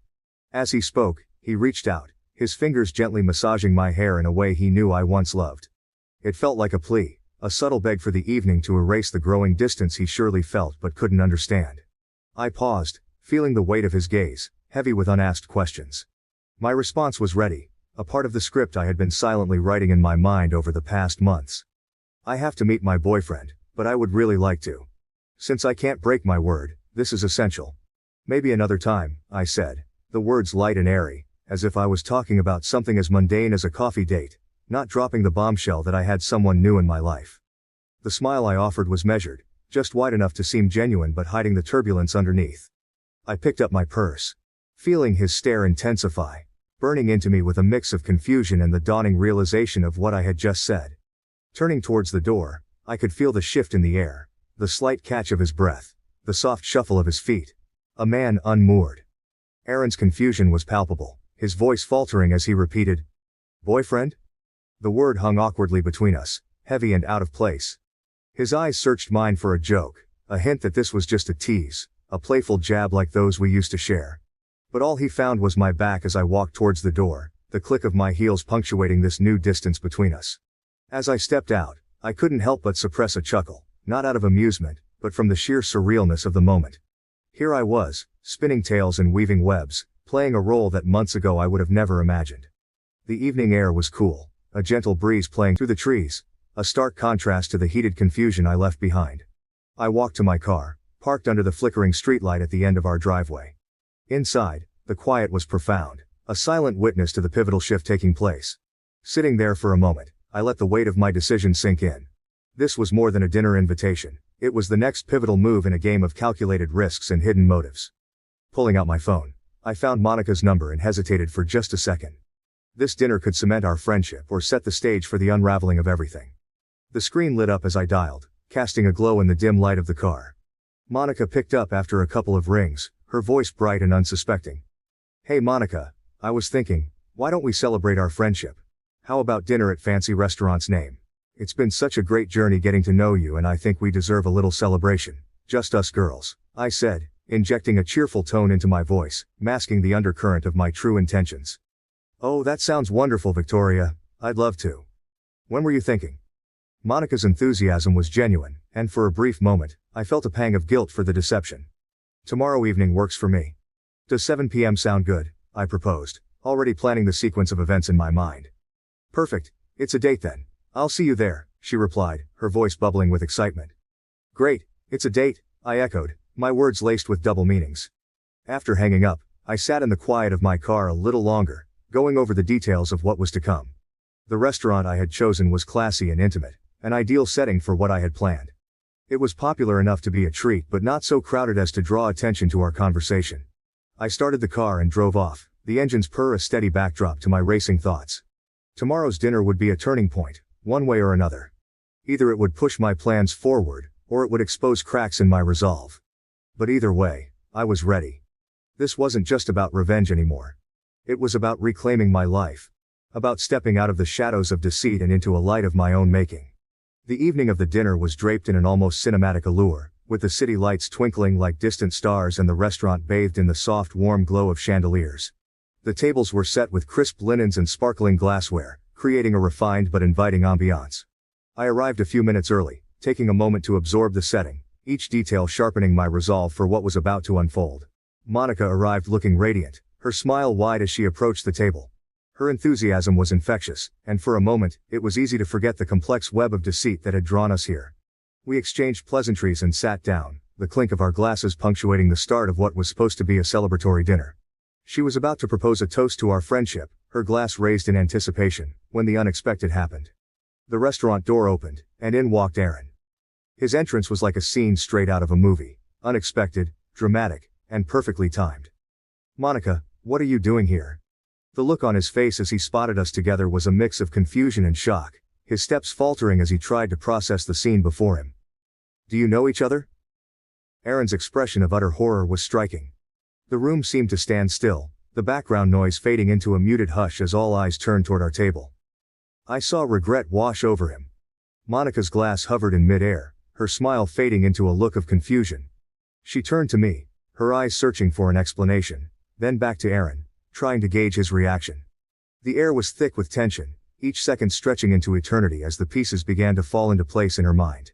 Dressed in a gorgeous red outfit that accentuated my newfound confidence, I maintained my composure, my face a mask of serene confidence. Inside, my heart was racing, but outwardly, I was the picture of calm. "Aaron, how unexpected to see you here," I said, my voice steady, betraying none of the turmoil that churned beneath the surface. Aaron approached our table, his initial shock giving way to a cautious curiosity. "I didn't realize you two knew each other," he said, his eyes darting between us, looking for answers in our expressions. The situation was ripe with irony, the secret connections and hidden truths all converging in this unexpected public confrontation. Monica set her glass down, her cheerful demeanor replaced by a growing realization of the situation's gravity. "Yes. We've become good friends," she managed to say, her voice a mix of defiance and uncertainty. The waiter approached, oblivious to the undercurrent swirling around our table, and cheerfully asked if we were ready to order. It was almost comical, this return to mundane matters after such a dramatic revelation. Aaron waved him away, his mind clearly elsewhere, focused on the unfolding drama. As Aaron stood there, the pieces of the puzzle slowly coming together in his mind, I could see the conflict play out across his face: surprise, betrayal, realization. It was all there, a silent testimony to the complexity of human emotions. As the tension at our table reached a palpable level, I decided it was time to take control of the evening. Standing up, I took a spoon and gently tapped it against my glass, the clear crisp sound cutting through the murmur of the restaurant. Heads turned toward us, curious eyes and hushed whispers filling the room as I prepared to address the gathered crowd. "Good evening everyone," I began, my voice steady and projecting a confidence that I felt was crucial to maintain in that moment. "Let me introduce myself as Victoria, and say how much I appreciate these two individuals in my life." I gestured gracefully towards Aaron and Monica, giving them each a nod that was both acknowledging and measured. The room fell into a deeper silence, the patrons and staff alike sensing the unfolding drama. "I appreciate you accepting my invitation to dinner tonight, Aaron and Monica. I would like to share with you," I continued, pausing momentarily, as I noticed Aaron's nervous hand movements. He was fidgeting, his fingers twisting a napkin, his discomfort visible to all. This pause was deliberate, a moment to let the weight of my words sink in, not just for Aaron and Monica, but for everyone in earshot. The clinking of the glass had not only served to silence the room but also to fortify my resolve. As I stood there, with all eyes on me, I felt a mix of empowerment and inevitable sadness.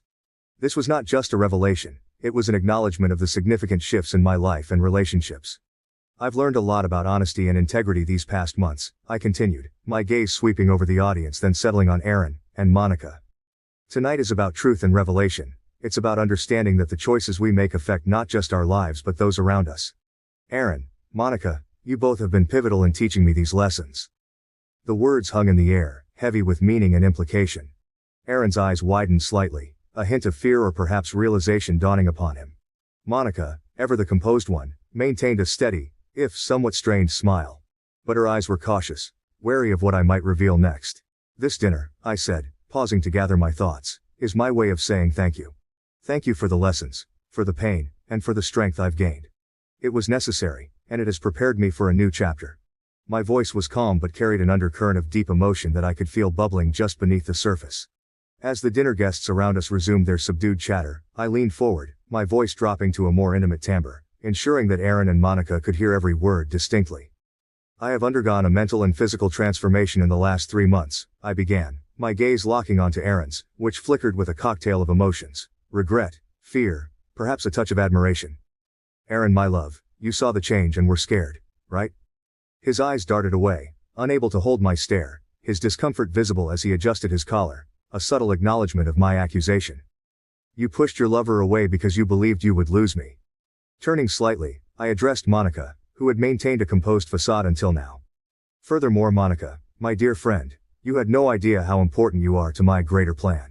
Her expression, which had been one of polite attention, cracked just a bit. The corners of her eyes tightened, her smile faltered, and there was a subtle shift in her posture as she leaned back slightly, as if the weight of my words physically impacted her. Monica's face was a canvas of confusion and dawning realization. The atmosphere at the table thickened, charged with the tension of my revelations. The clatter of cutlery and murmur of voices around us seemed to fade into the background as this private drama unfolded in its own quiet storm.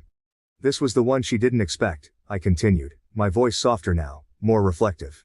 "You see, every step of my newfound journey, every session at the gym, every coffee, every shopping trip, it wasn't just about rebuilding myself or forming a friendship.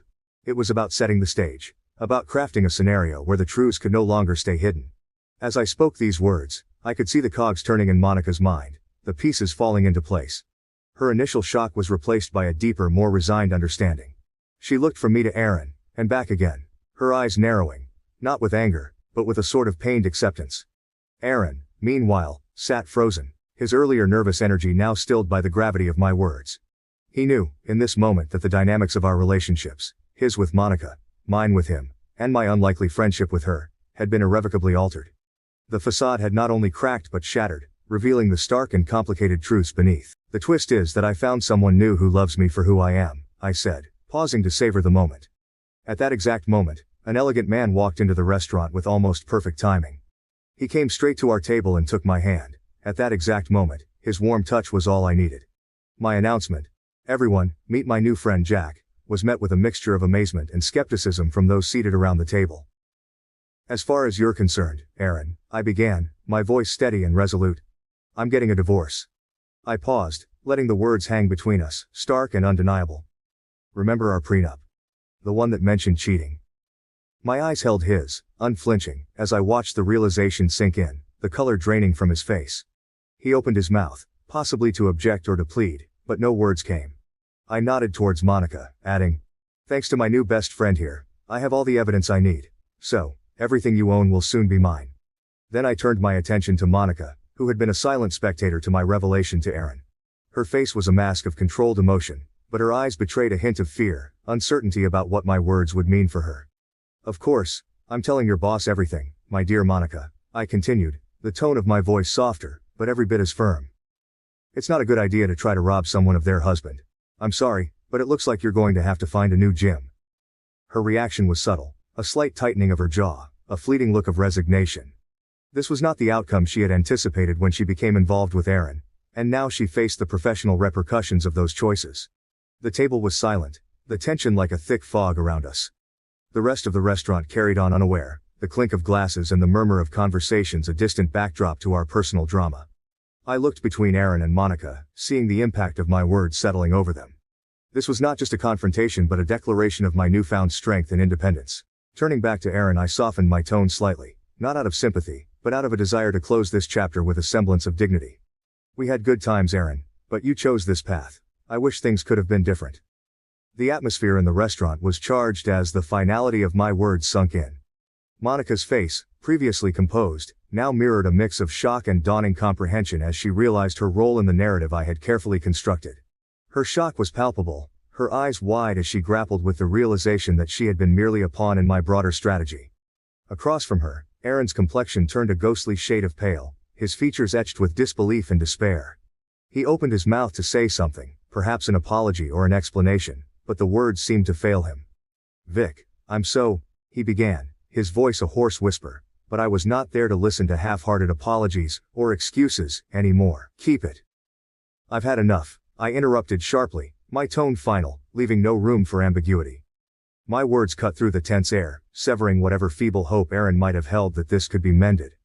Monica, still reeling from the revelation, made a feeble attempt to apologize, her voice trembling slightly. I didn't realize.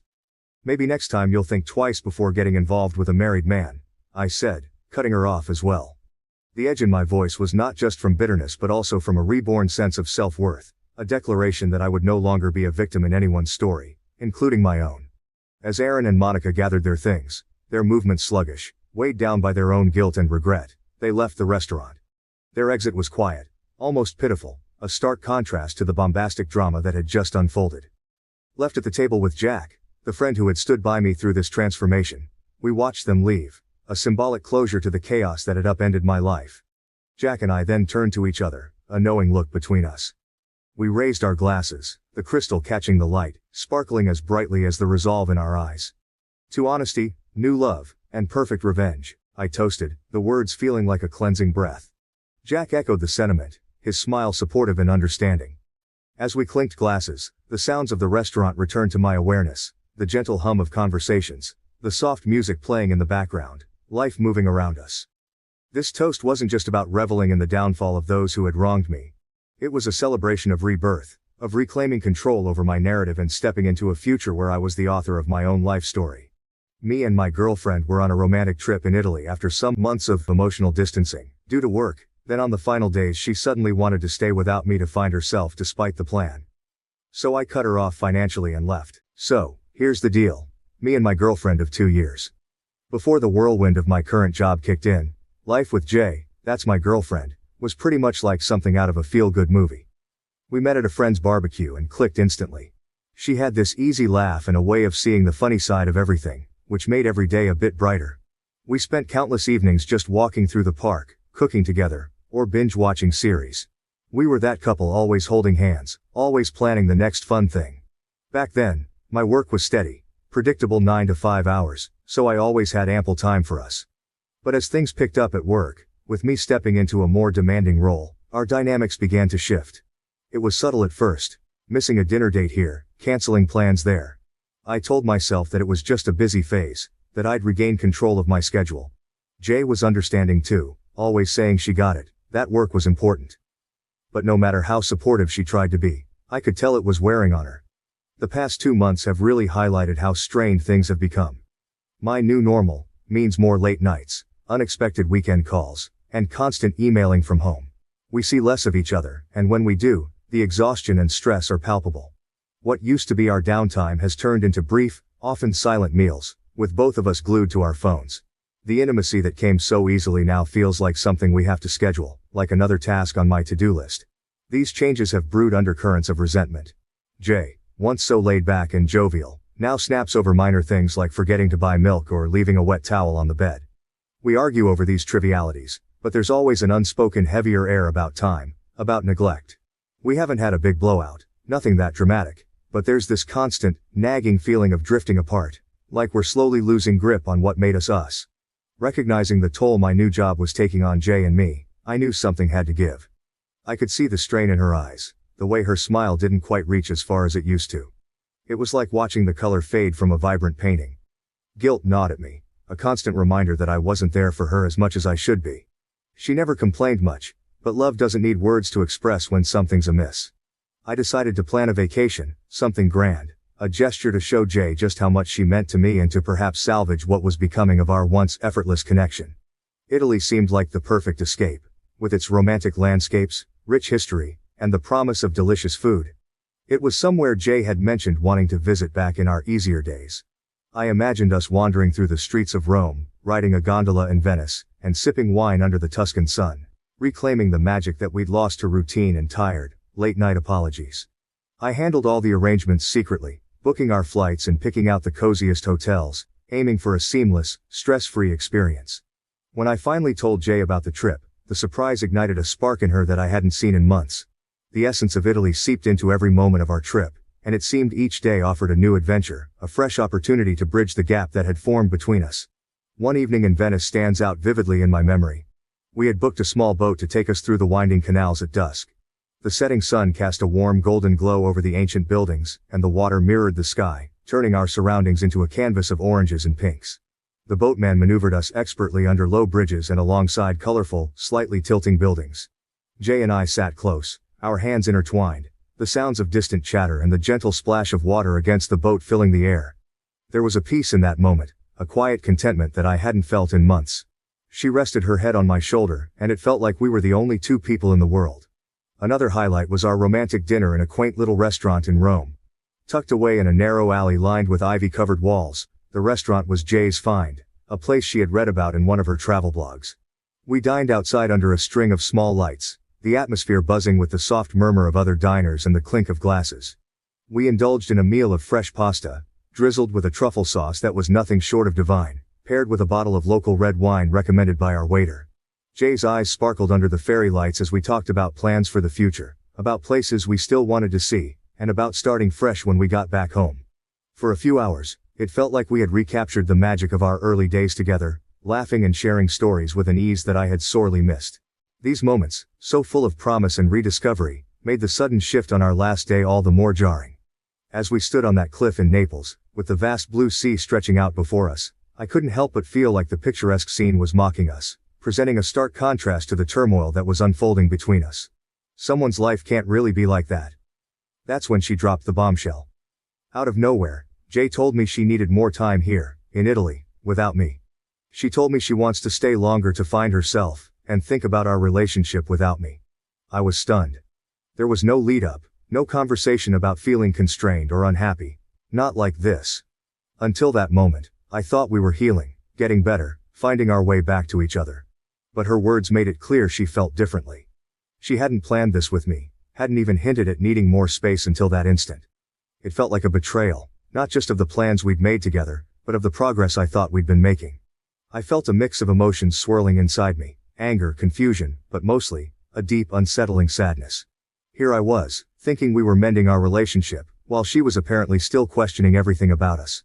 The idea of leaving her there, in a foreign country, tore at me, but so did the feeling of being so unexpectedly pushed away.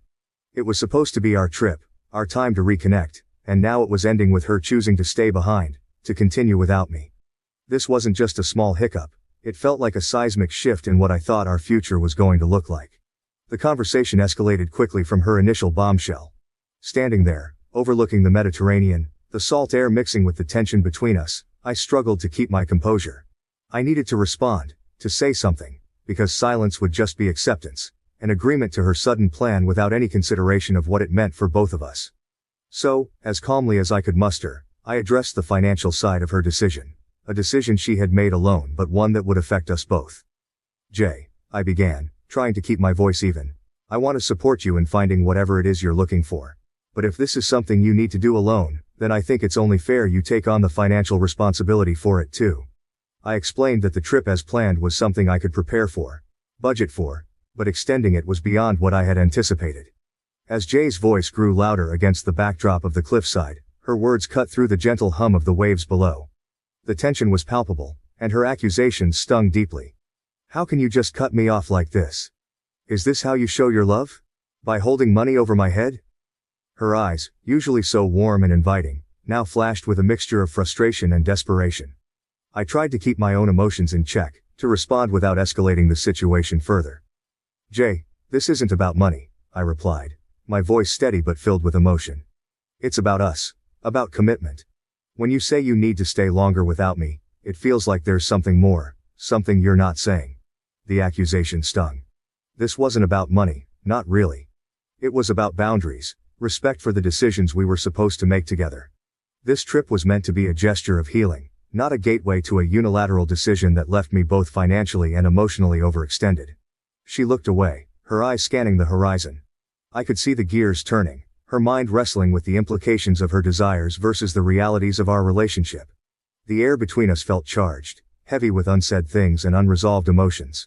I took a deep breath, trying to read between the lines of what she wasn't quite saying.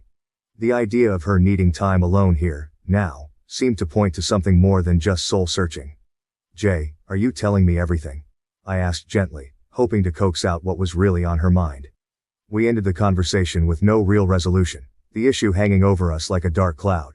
She was hurt, feeling unsupported in her moment of need for independence.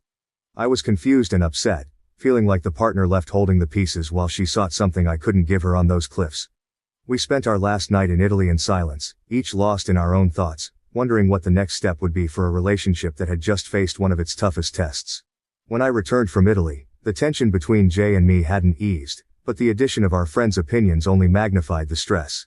It started with a few offhand comments during a group video call, when one of our mutual friends, Mark, mentioned hearing about our little disagreement in Italy. The word choice felt minimizing, and the discussion quickly spiraled from there. Dude, you left her stranded in Italy? That's harsh, Mark said, shaking his head, his tone more accusatory than concerned.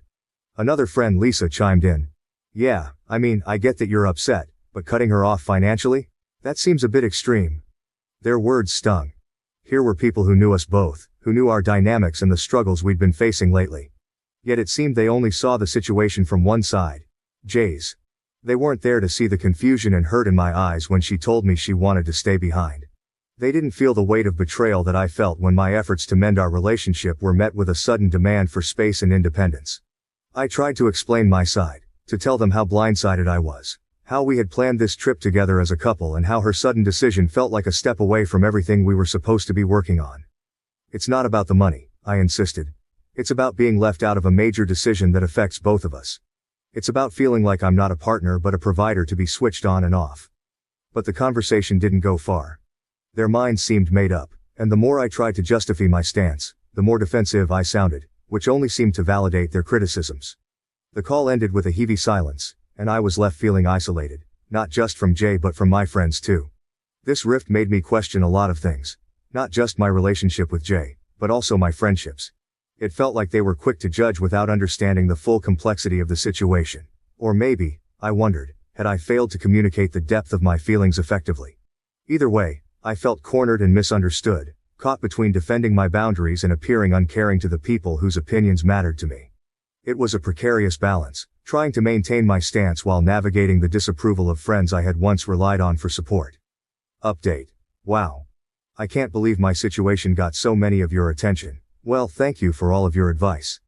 A month had dragged by since Jay decided to extend her stay in Italy, a decision that stretched the fabric of our relationship to its limits.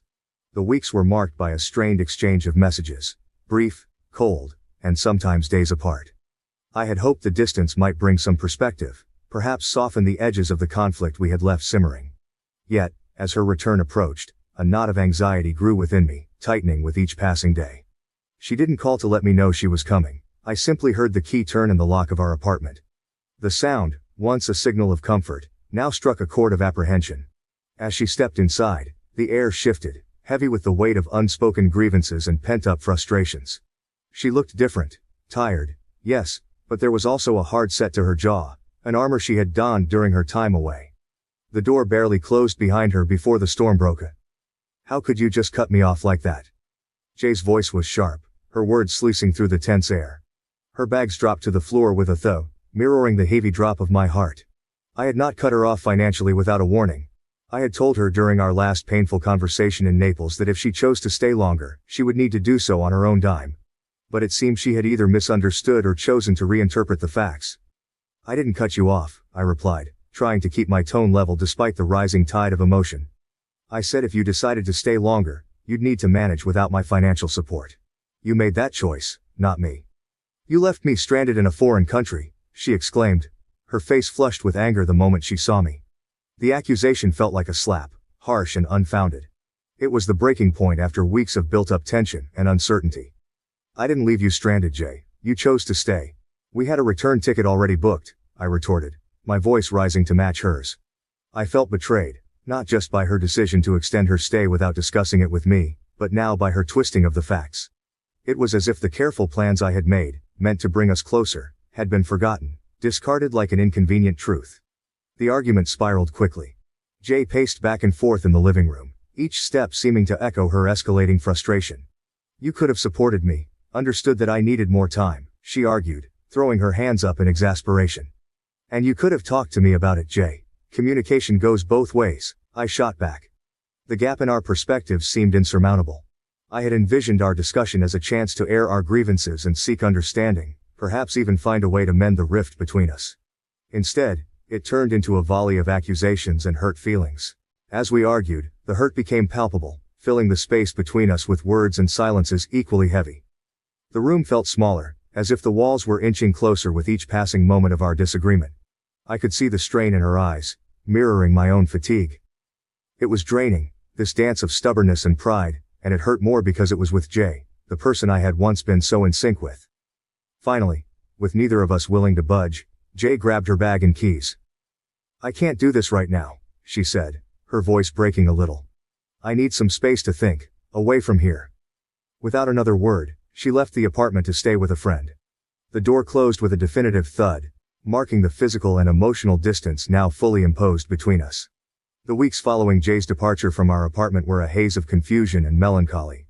I tried to keep myself busy, diving into work and avoiding our mutual friends as much as possible, not ready to face the questions or the pitying looks. It was during one of these long evenings, as I was leaving the office later than usual, that I ran into Ben, a close friend who had always been more like a brother to me.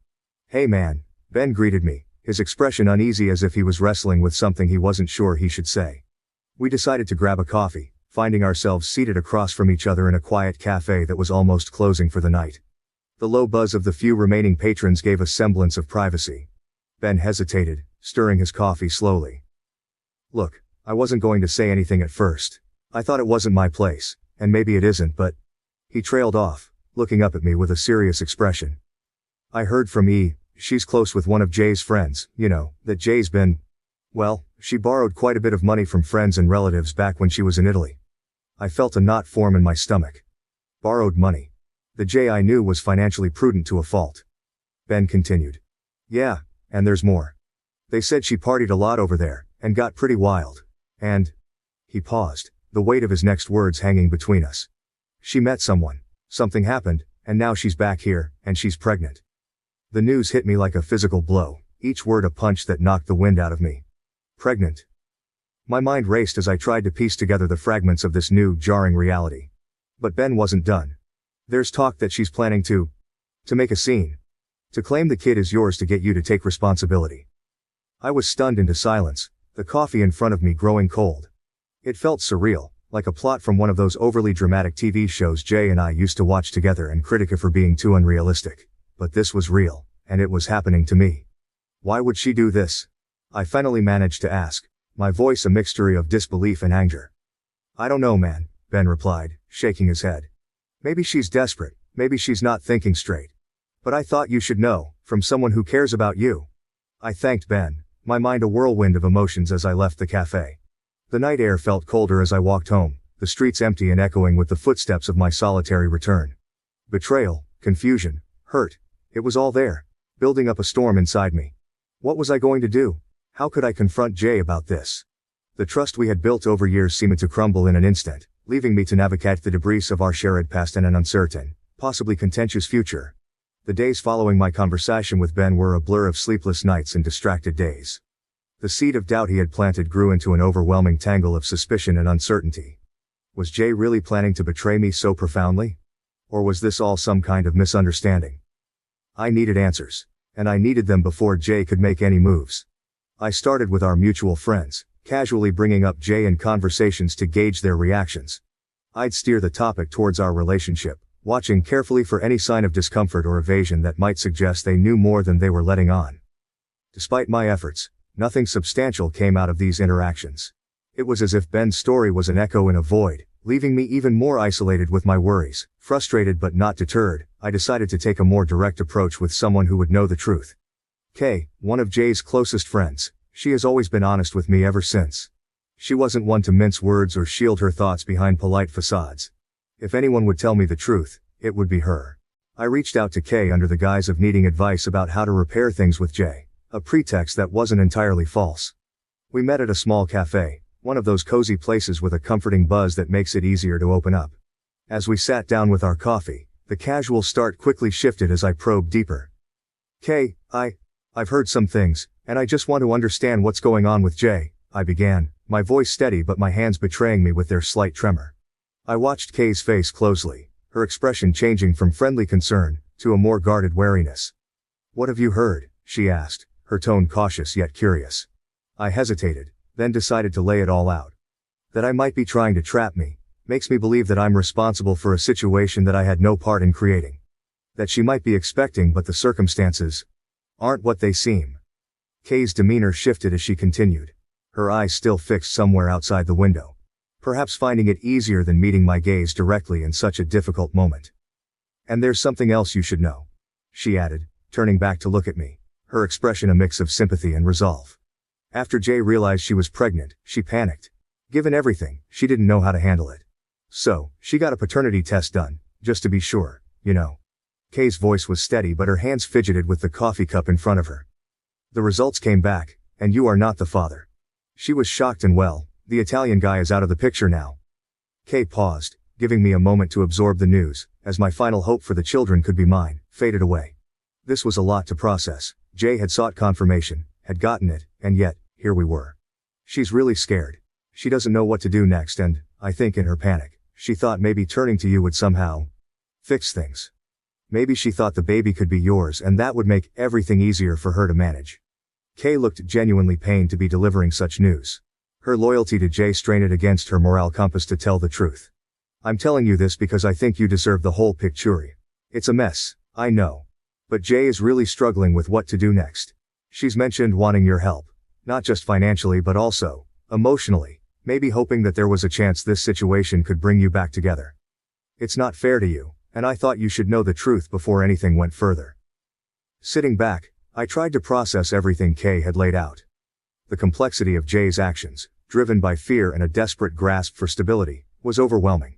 The paternity results only added another layer of betrayal and sadness to the situation. It wasn't just about the breach of our relationship now, it was also about the impact of her decisions on an innocent life.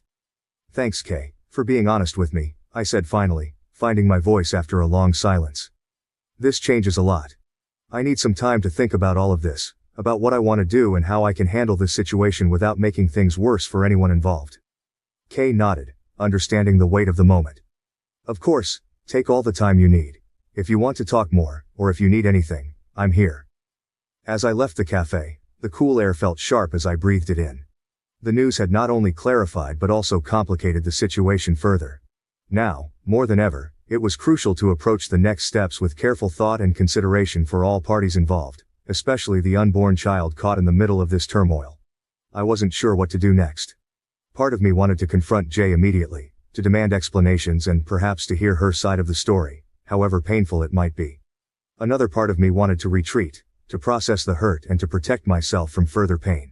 Every logical step I could take from here, seeking legal advice, preparing for potential disputes, distancing myself from Jay, seemed cold and clinical, far removed from the emotional chaos raging inside me. By the time I reached my apartment, the sun had set, and the early evening darkness felt fitting, mirroring the uncertainty that lay ahead. The decision of what to do next loomed large, daunting in its significance. As I turned my key in the lock, the familiar sound seemed strangely foreign, as if even my sense of home was questioning where I belonged. Inside, the quiet of my apartment was a stark contrast to the storm of thoughts in my mind. I sat down, alone with the echo of Kay's last words, stretching out before me. After 3 days of agonizing over everything, I decided it was time to face Jay. I needed clarity and closure, no matter how painful the conversation was going to be. I texted her, asking if we could meet at the little coffee shop where we'd spent countless lazy Sunday afternoons together. It felt like a neutral place, public yet intimate, appropriate for the kind of serious conversation we needed to have. She was already there when I arrived, her eyes red-rimmed, a clear sign she'd been crying. As I sat down opposite her, the air felt heavy with all the things left unsaid between us. I know everything, Jay, I started, trying to keep my voice calm despite the turmoil inside me.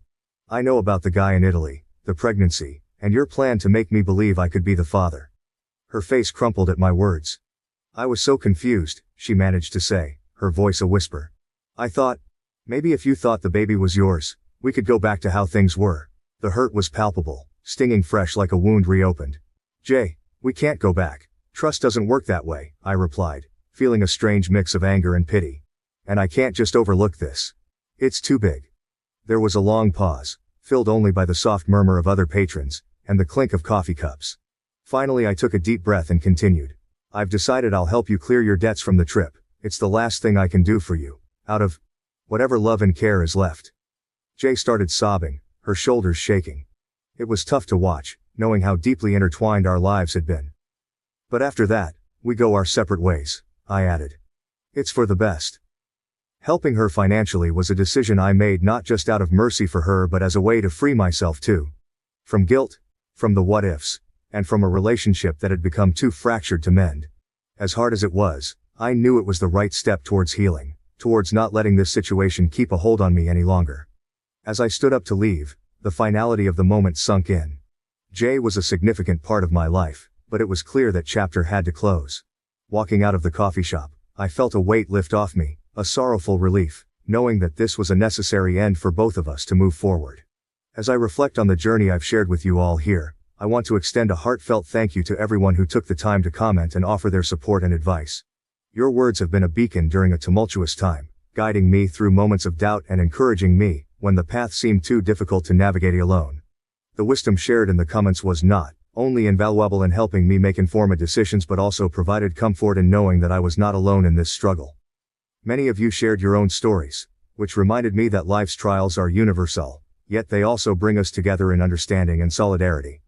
I am especially grateful for those who reminded me to stay true to my values and to approach this situation with integrity and compassion. Your reminders to protect my emotional well-being and seek professional advice were crucial in navigating the complexities of this situation. Thank you too for the reminders about self-care and the encouragement to look forward after difficult choices. These messages helped me maintain perspective and focus on healing. To everyone who commented, your support has made a real difference in my life during this challenging time. I am moving forward with a renewed sense of purpose and hope, buoyed by the kindness and wisdom of this community. Thank you for being a part of my journey. My family abandoned me because my sister blamed me for her divorce. I ruined her life years later with an email that revealed everything. Almost 7 years ago, my family removed me from their lives and kicked me out of the house. I, 29M, was 22 at the time and lacked the financial stability to rent an apartment on my own. What had transpired was so unexpected that I had no time to prepare, either psychologically or financially. My sister was the cause of all of this. My sister, Hannah, 37F, and I have never been close due to our huge age difference. She married her partner of 3 years, Pete, 39M, when she was 27, and they were married for 3 years. They divorced after 3 years of marriage because Hannah suspected Pete of having an affair with one of my friends. I had been living with my parents after college because I had recently begun working and wanted to save money before moving out. My parents were fine with the arrangement as well, until my sister announced her divorce. She returned home one day, crying uncontrollably, and stated that she had filed for divorce because her husband had been cheating on her for 6 months. Then she threw me under the bus for introducing my friend to him. My friend Emily, 28F, was attempting to gain weight, and Pete, who was a licensed dietitian, volunteered to help her. I had introduced her to him, and it turned out she was the one Pete had been cheating on my sister with. I was startled that this was occurring because, while Emily and I were not particularly close, I thought she was a decent lady who would never become involved with a married man. Furthermore, dishonesty was out of character for Pete as well. He was completely charmed with Hannah and only had positive things to say about her, so I found it quite difficult to think he cheated on her. I had serious reservations, but my parents immediately trusted her and did not question anything, despite the fact that she had no evidence of him cheating. They simply accepted her word for it. I'm not going to hold it against them since they would prefer their own daughter over their son-in-law regardless of who was correct. What I didn't understand was why they so quickly kicked me out simply because Hannah said so. She stormed in one day, had a tantrum, and persuaded my parents to kick me out merely because I had introduced Emily to Pete. She blamed me for destroying her marriage, and my parents agreed for some reason. I was upset and tried to stop my parents, but they refused to listen. They warned me that if I didn't leave, they would kick me out. In only one day, I had lost both my family and my home and had no idea where to go. I was sobbing on the pavement with all my belongings for about an hour before I was able to gather myself and go to a friend's house for the night. I tried phoning them every day for the next 2 days but had no success. My friend was gracious enough to let me stay at his house until I could find an apartment for myself. Unfortunately, my parents were convinced that I was in the wrong and was to blame for the divorce. My parents had actually told me that they were disgusted by what I'd done before kicking me out, which made no sense given I wasn't the one Pete cheated on. They had blocked my number, so I couldn't reach them at all. When I attempted to visit them, my mother threatened to call the cops if I did not leave. After that, I concluded they were serious and blamed me for whatever had transpired. I don't suppose I had any reason to be surprised, given that my sister was always the favorite child. My parents had never intended for a second child, so I was constantly sidelined. While I didn't care for it growing up, I had no idea it would lead to something so significant. Thinking about it now, I suppose I should have seen it coming, but honestly, I don't think anyone in my position could have anticipated something like this. Anyway, for the following few weeks, I tried to figure things out on my own. Since Hannah and my parents had effectively cut me off and I had no way to contact them, I couldn't chat with Pete since he had also blocked me, which made no sense to me. I couldn't find him either because Hannah and Pete had moved out of the house they shared and gone to live with their separate parents. So, with no way to contact anyone involved, I turned to Emily, my last choice for finding out the truth. As I previously stated, Emily and I were not very close, but I had to do what was necessary. I asked to meet with her one day and explain the problem. I questioned her if Hannah's claims about the affair were accurate and she flatly denied it. To be really honest, I believed her. Emily told me that she'd only seen Pete a few times, and just professionally, so there was nothing going on between them. She had no understanding why Hannah would say such nasty things about her. She even told me she'd had a stable partner for a couple of years and was planning to marry in a few months. She even showed me photos. What Emily told me was far more believable than anything Hannah stated. I had no proof, but I knew Hannah was lying about the real cause for the divorce. However, because I lacked proof, I was unable to return to my family, and I could not have returned without it. Back then, I was yearning to return to my family because I missed them so much, despite all they had done to me. With time, I was able to overcome it and move on with my life. I found a place and made my employment the focus of my life so that I could distract myself. I also needed to pay the bills, so it was a better way to cope than sitting around feeling unhappy. I was hurting a lot because I didn't have any other options, but I knew I had to keep on, with or without the support of my family. Years have passed and I am doing a lot better in life. I relocated from my small apartment to a much larger one, and I even proposed to my girlfriend of 2 years about a week ago. Our engagement post proved to be a game changer for me. Just a few days after that post, I received an email out of nowhere that not only revealed the full tale of Hannah's divorce, but also provided all of the answers I needed, along with documentation. My fiancée, Liza, 30F, normally just posted about us on Instagram, but the photo from our engagement ended up on her Facebook feed, where she had a larger audience. It was a public post, so a lot of people saw it, including my ex-brother-in-law Peter.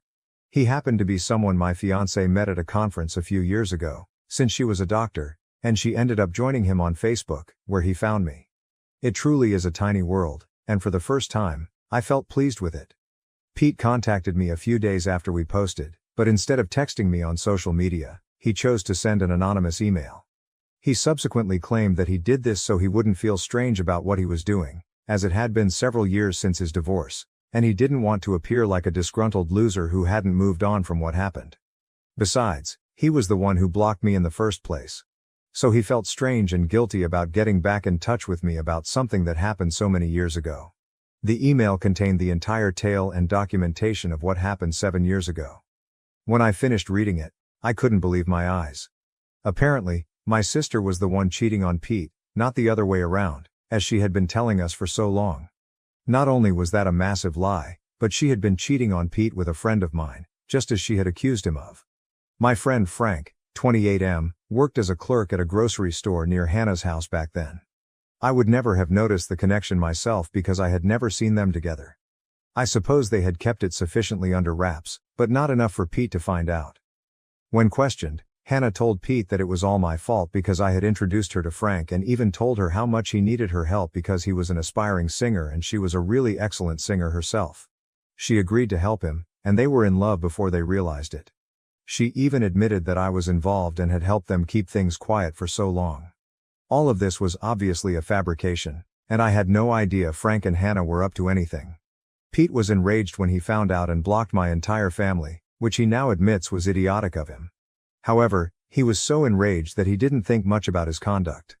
Of course, he told me all of this in person because the email was designed to be as impersonal as possible. He did not want it traced back to him, but I figured it out. He had provided copies of emails between my sister and Frank in which they discussed how easy it was to dupe Pete. The emails were filled with declarations of love and plans for where they would meet next. Hannah couldn't refute any of this because she signed off on the emails with her middle name, which few people were aware of. I had her dead to rights. After combing through Liza's Facebook friends, I concluded that Pete must have sent me the email. My gut intuition told me that it had to do with social networking. When I eventually discovered Pete on her friend list, I contacted him. We planned to meet a few days ago, and he informed me that he learned about what Hannah had told her family from Emily, who had met him a few years before. I had told Emily to keep my side of the story a secret, and I was cursing myself when I realized that if I hadn't said that, she would have informed Pete about it, and I would have been able to prove my innocence a long time ago. Anyway, Emily and Pete ran into one other a few years ago, and she ended up questioning him about their divorce. They started conversing and he eventually learned what Hannah had told us.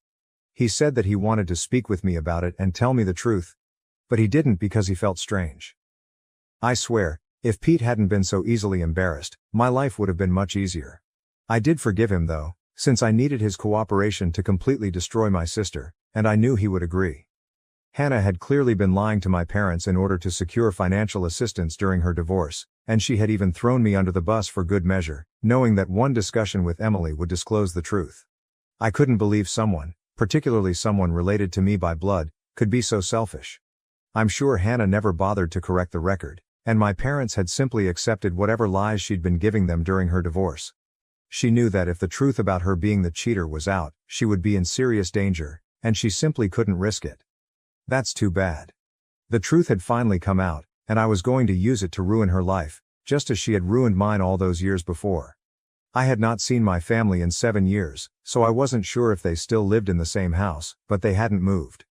I checked this with an old neighbor before arriving, and I was relieved to discover that Hannah was still living with them as well. That didn't surprise me because Hannah had always been a couch slug who loathed doing her own job. If she could live with our old parents and have them perform all of her duties, she would.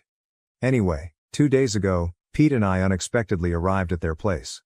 My mother answered the door, and we hardly gave her time to process what was occurring before we walked in.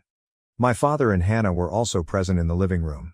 We were back together as one happy family, but only for a short time. Their faces turned nasty as soon as we entered. My father instantly threatened us, saying he'd call the cops if we didn't leave. But I shot back, telling him he could do whatever he wanted once he saw the documents we were about to show them. My parents looked perplexed, but Hannah looked like she was about to vomit and excused herself, heading to her room. I assumed she was trying to flee, but there was no use in doing so.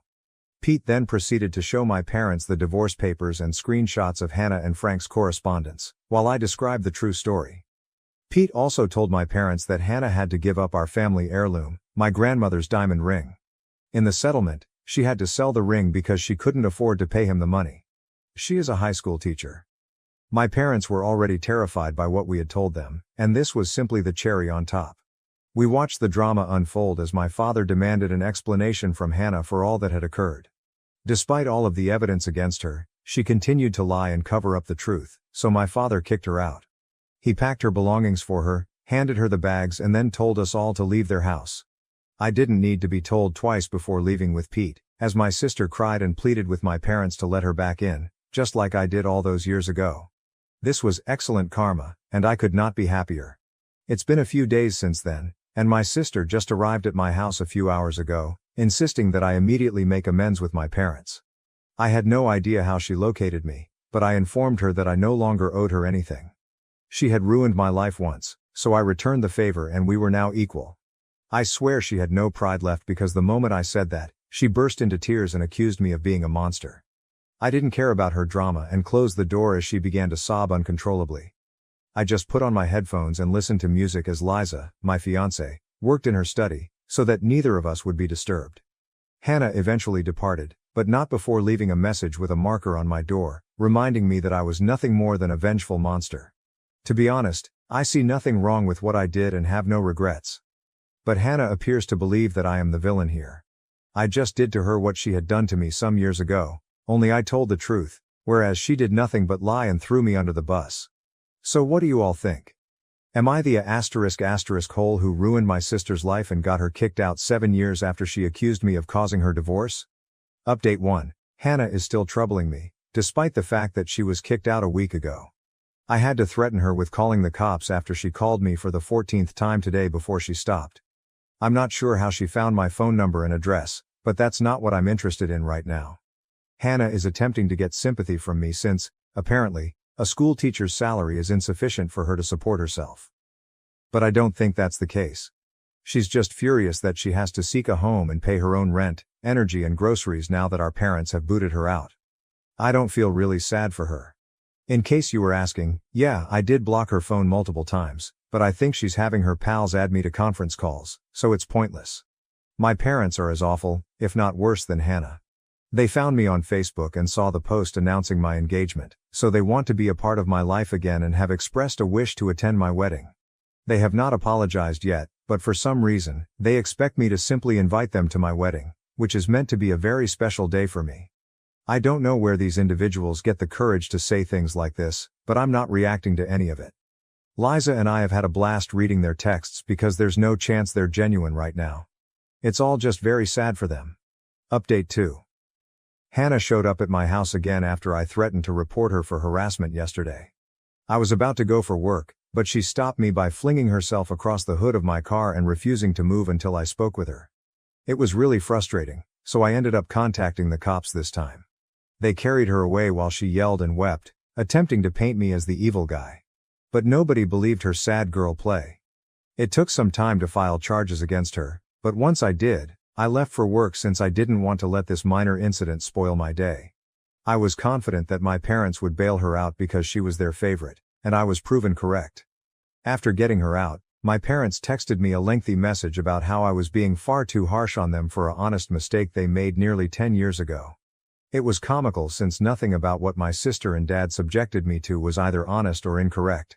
They knew exactly what they were doing and were fully aware of how nasty they were. Despite the fact that I had nowhere else to go, they nonetheless sent me out on the street. So now that I can do the same to them, I see no reason to be forgiving or compassionate. I texted my parents back, telling them that they had lost the right to tell me what I could and couldn't do years ago, so they should stop fooling themselves. I have not blocked them yet because I haven't had time to check my messages, but I will shortly. Hopefully, I'll be free of this entire family for good. Update 3. I just got home from work and checked my social media, only to discover that my folks had sent me yet another lengthy message. Liza and I went through it together, and I swear it was the funniest thing I had ever read. I suppose the poor people are unaware that nothing they say or do today will cause me any harm. I am just giggling at how delusional and sad they are. Apparently they still consider us to be family, and they have taken Hannah back in. They've decided that both of their children need a second chance, as if I've ever done anything wrong. So while they have welcomed my sister back in, they also expect me and Liza to come to their house shortly for dinner so that we may settle our disagreements civilly before the wedding. It was bold of them to think that I would want them at my wedding in the first place. We got a good laugh at their dumb message.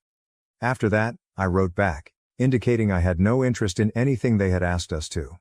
I was content living away from them, as I had for the previous 7 years.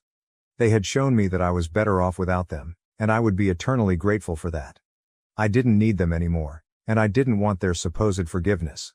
They may continue to play happy family with my sister as they had done so far. With that last text, I blocked them for good since I no longer wanted the chuckles. I was done, and I was leaving. I'm sure they'll try to contact me in some way soon, but unfortunately for them, I'm done with it. Liza is the only family I need for now, and I'm content with just her. Unfortunately, my dad and sister have never been able to think beyond themselves, and I doubt they ever will. So the next time they contact me, they will speak with my lawyer, and that is a commitment. Thank you for watching. If you haven't subscribed yet, please do so and hit the notification bell to stay updated with more shocking real-life stories happening around you. My husband finally cut ties with his toxic mom and sister after they demanded we give up our house for my jobless sister-in-law and her family. My in-laws have a very toxic connection with my spouse, and it is beginning to ruin my life. Growing up, my husband was my favorite, the golden child, and my mother-in-law was very close to him. Jacob has informed me that because his father was so busy at work, he and his mother spent a lot of time together. However, I've noticed that his sister, Sarah, is not treated equally by my mother-in-law. Although I am confident that my mother-in-law loves both of her children, I have repeatedly observed that she prioritizes my husband.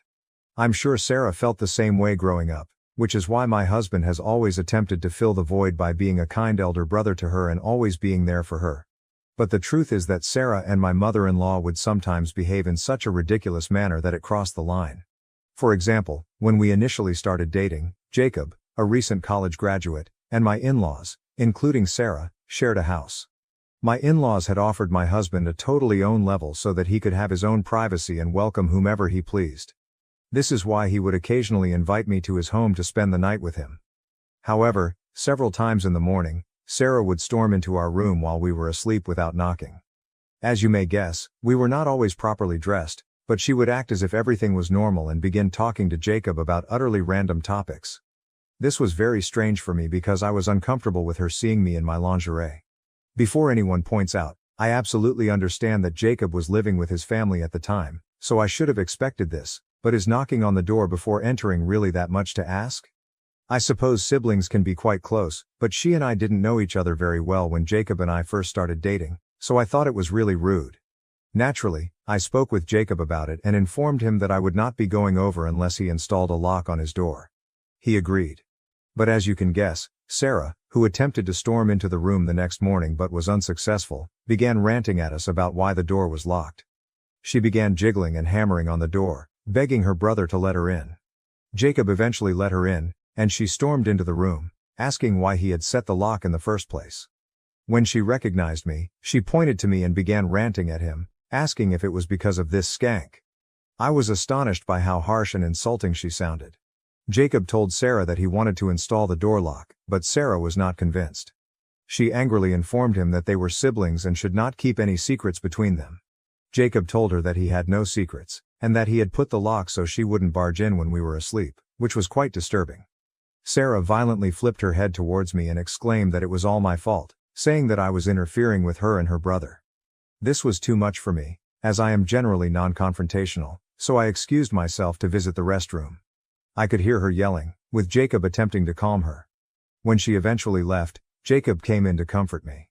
He apologized for her actions and informed me that he would speak with her again so she could apologize to me as well. When I arrived the following weekend, Sarah apologized and offered me a pitiful excuse, claiming that she needed to speak with Jacob urgently and so believed it would be good for me to come in. Jacob forcefully asked her not to bother us again, and she agreed sheepishly. Although this issue appeared to be remedied, it was not the only strange conduct she demonstrated towards Jacob. If Jacob and I differed on something, even something as trivial as movies, and Sarah was around, she would begin telling him that he should date someone with comparable likes, meaning that we were unsuitable for each other. Jacob would give her a condemning look, but she would simply smirk. Another episode was Sarah asking me awkward questions about my background in an attempt to delve into my life. Jacob and I had been open about our past since the beginning, but I didn't feel comfortable addressing it with his sister. Regardless of my thoughts, she would ask me questions like, "Why did your ex break up with you? Were you not suitable for him?" Can make remarks like, "My brother's previous girlfriend was far more attractive than you." All of these queries and comments arose when she and I were alone. I began to suspect that she was trying to play a game with me, bringing me down. I initially kept my lips shut, but as the situation progressed, I had enough. One day, I responded to her taunting by stating, I liked my ex-boyfriend's family better than Jacob's because he didn't have nosy, overbearing family members. Sarah was taken aback by my reply, which temporarily silenced her. Even though Sarah had a strange relationship with my husband, my mother-in-law was no exception. When I first entered Jacob's life, my mother-in-law ignored me, but once she discovered we were serious, she began acting as if I was attempting to steal her son away.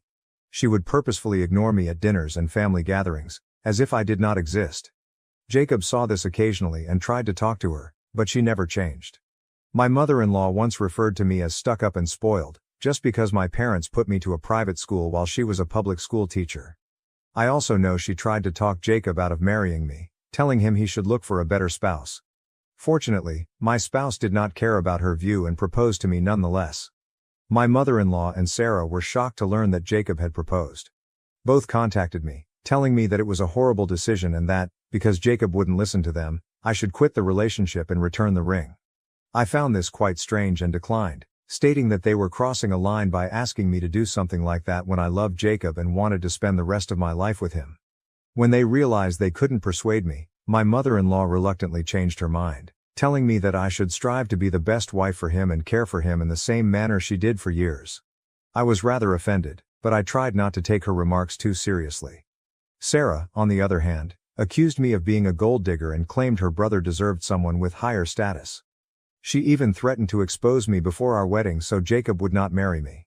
Following this conversation, I immediately spoke with Jacob about everything. He was taken aback by how disrespectful they were towards me. He challenged them, but my mother-in-law and Sarah continued to believe that I was unsuitable for him. Jacob told me to disregard them, assuring me that he loved me regardless of their opinions. Despite his reassuring remarks, I felt horrible that his own family would not embrace me. Jacob and I had already chosen to pay for our wedding ourselves, so when my mother-in-law offered to cover half of the cost, we politely declined. Despite Jacob's reassuring remarks, I felt horrible that his own family would not embrace me. Jacob and I had already planned to pay for our own wedding, so when my mother-in-law offered to cover half of the costs, we politely declined, with Jacob explaining how hard we had worked to save money specifically for this occasion. Instead of being happy for us, she became even more angry, and she began telling Jacob how sad she was that he no longer needed her. However, Jacob's father appeared to be quite pleased with us. Unlike his sister and mother, his father was very calm and never had any issues with our connection. Since my mother-in-law continued to complain to Jacob, we made a compromise by telling her that we would love for her to organize the rehearsal dinner for us. She agreed, and we appreciated her generosity. However, when the wedding approached, events took an unexpected turn. The first instance came when Sarah invited herself to join us for supper, telling Jacob how much she missed him. Jacob and I were living on our own following our engagement, so we assumed she genuinely wanted to spend time with her brother. We agreed, and Jacob asked me directly if I was comfortable with having supper with her. I reluctantly consented, not wanting to be nasty to my soon-to-be sister-in-law. While we were enjoying our dinner, Sarah abruptly began discussing how much she despised cheating partners, claiming that cheaters were nothing but useless pieces of trash. We stared at her, curious about where she was headed with this. Then, out of nowhere, She looked me directly in the eyes and asked how it felt to be a useless piece of trash. My brow furrowed in perplexity as Sarah began to rant, accusing me of having an affair with my co-worker Zach. Jacob, also perplexed, asked her what she meant by saying. Sarah proudly hauled out photos of me and one of my co-workers, waving them around and claiming that she had caught me red-handed. I knew I'd never been unfaithful to Jacob, so I was curious as to why she assumed I was having an affair. Looking through the photos, they appeared to be entirely innocent. It's true that Zach and I were close co-workers, but only because we started at the same time and helped each other out when we made mistakes, so our manager wouldn't criticize us. Zach even had a girlfriend, which Jacob knew about. I don't have a lock on my phone, and I've always been open with Jacob about all of my colleagues. Sarah had turned these pleasant moments caught in photographs into something they were not. Evidence of a fictitious affair. In truth, they were far from it. Her false charges irritated me since it was obvious she was attempting to damage my reputation and disrupt my connection with Jacob. Before I could defend myself, Jacob, stunned and plainly upset, moved in to help. He questioned Sarah why she was following me around and photographing me with my co-workers in public places without their permission. When Sarah heard this, she began rationalizing her behavior, claiming she simply wanted to investigate me because I was not of their status, and she was scared I was marrying Jacob to steal his money. Jacob told her unequivocally that her charges were false and that she was creating extra drama out of nothing. He tried to reason with her, telling her to stop spreading lies and attempting to destroy our relationship, but Sarah insisted that Jacob open his eyes to the obvious affair that was going on. I also tried to clarify that we were only co-workers, but Sarah insisted on her charges. As her charges grew more serious, the environment became strained. I had had enough and informed her that I was going to make a police report against her for illegally photographing and stalking me. Her look grew terrified as she inquired whether I was serious. I informed her I had all of the evidence. She had purposely tracked me and took these images without my permission, attempting to slander me with ludicrous lies. Sarah stared at Jacob and then back at me, arguing that she did everything to protect her brother and that it wasn't a big deal. She began imploring Jacob to speak with me, worried that if I filed a complaint it would jeopardize her profession and future. I strongly told her that she could only save herself at this time. Sarah inquired what I wanted. I assured her I wouldn't pursue the complaint if she kept away from my life. Sarah had no other option for escaping the situation at that point. She looked to her brother for support, but Jacob defended me, telling her that she should be grateful I was willing to let it go because what she had done was clearly wrong. Sarah reluctantly agreed to stay away from me, and we have not spoken since that day. Jacob still has a relationship with her, but she has never spoken to me again. The second incident occurred shortly before our wedding, at the rehearsal dinner. My mother-in-law, who had insisted on planning the meal, rebuffed our offer of assistance in any manner. She told us that she would take care of everything. However, when we arrived, it was evident that the preparations were far from what we had anticipated. The rehearsal dinner had plastic tablecloths on picnic tables and chilly Mexican food. My mother-in-law was upset throughout dinner, which marred the festive atmosphere. She drank excessively and began behaving inappropriately with the guests, repeatedly stating how she couldn't wait for the wedding to end and how stressful it had been, despite the fact that she had not contributed monetarily or assisted with the planning. Eventually, my father-in-law became irate and escorted her away. Sarah attempted to excuse her mother's actions, but my father-in-law refused to listen. As you might guess, the entire affair was a fiasco, and I began to worry that both my mother-in-law and Sarah would wreck the wedding the next day. That night, Jacob and I had our first disagreement. I informed him strongly that he needed to uninvite Sarah and his mother because, based on their actions, they would surely try to overshadow us at the wedding. My husband angrily protested, promising me that his father would be present and would not allow them to get away with it. Frustrated, I promised that if he didn't uninvite them, there would be no wedding the following day.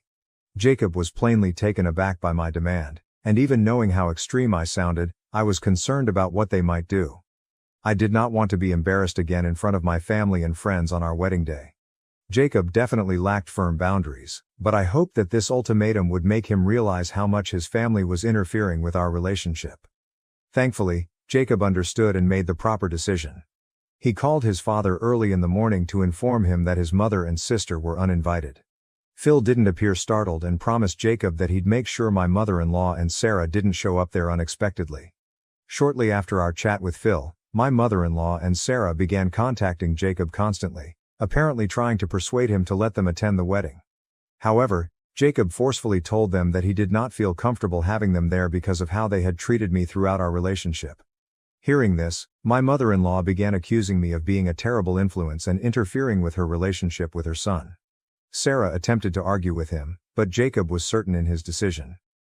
I felt horrible that Phil couldn't attend our wedding because of his wife and children. I even felt sorry about issuing the ultimatum. But all of my remorse vanished when I discovered from some of Jacob's cousins that Sarah and my mother-in-law had intended to wear white dresses to our wedding. The cousins informed me that in their family WhatsApp group, which only had female members, Sarah had encouraged the others to wear white as well, stating there was no reason for the bride to be the only one. I was astounded by how low they would go just to hurt me.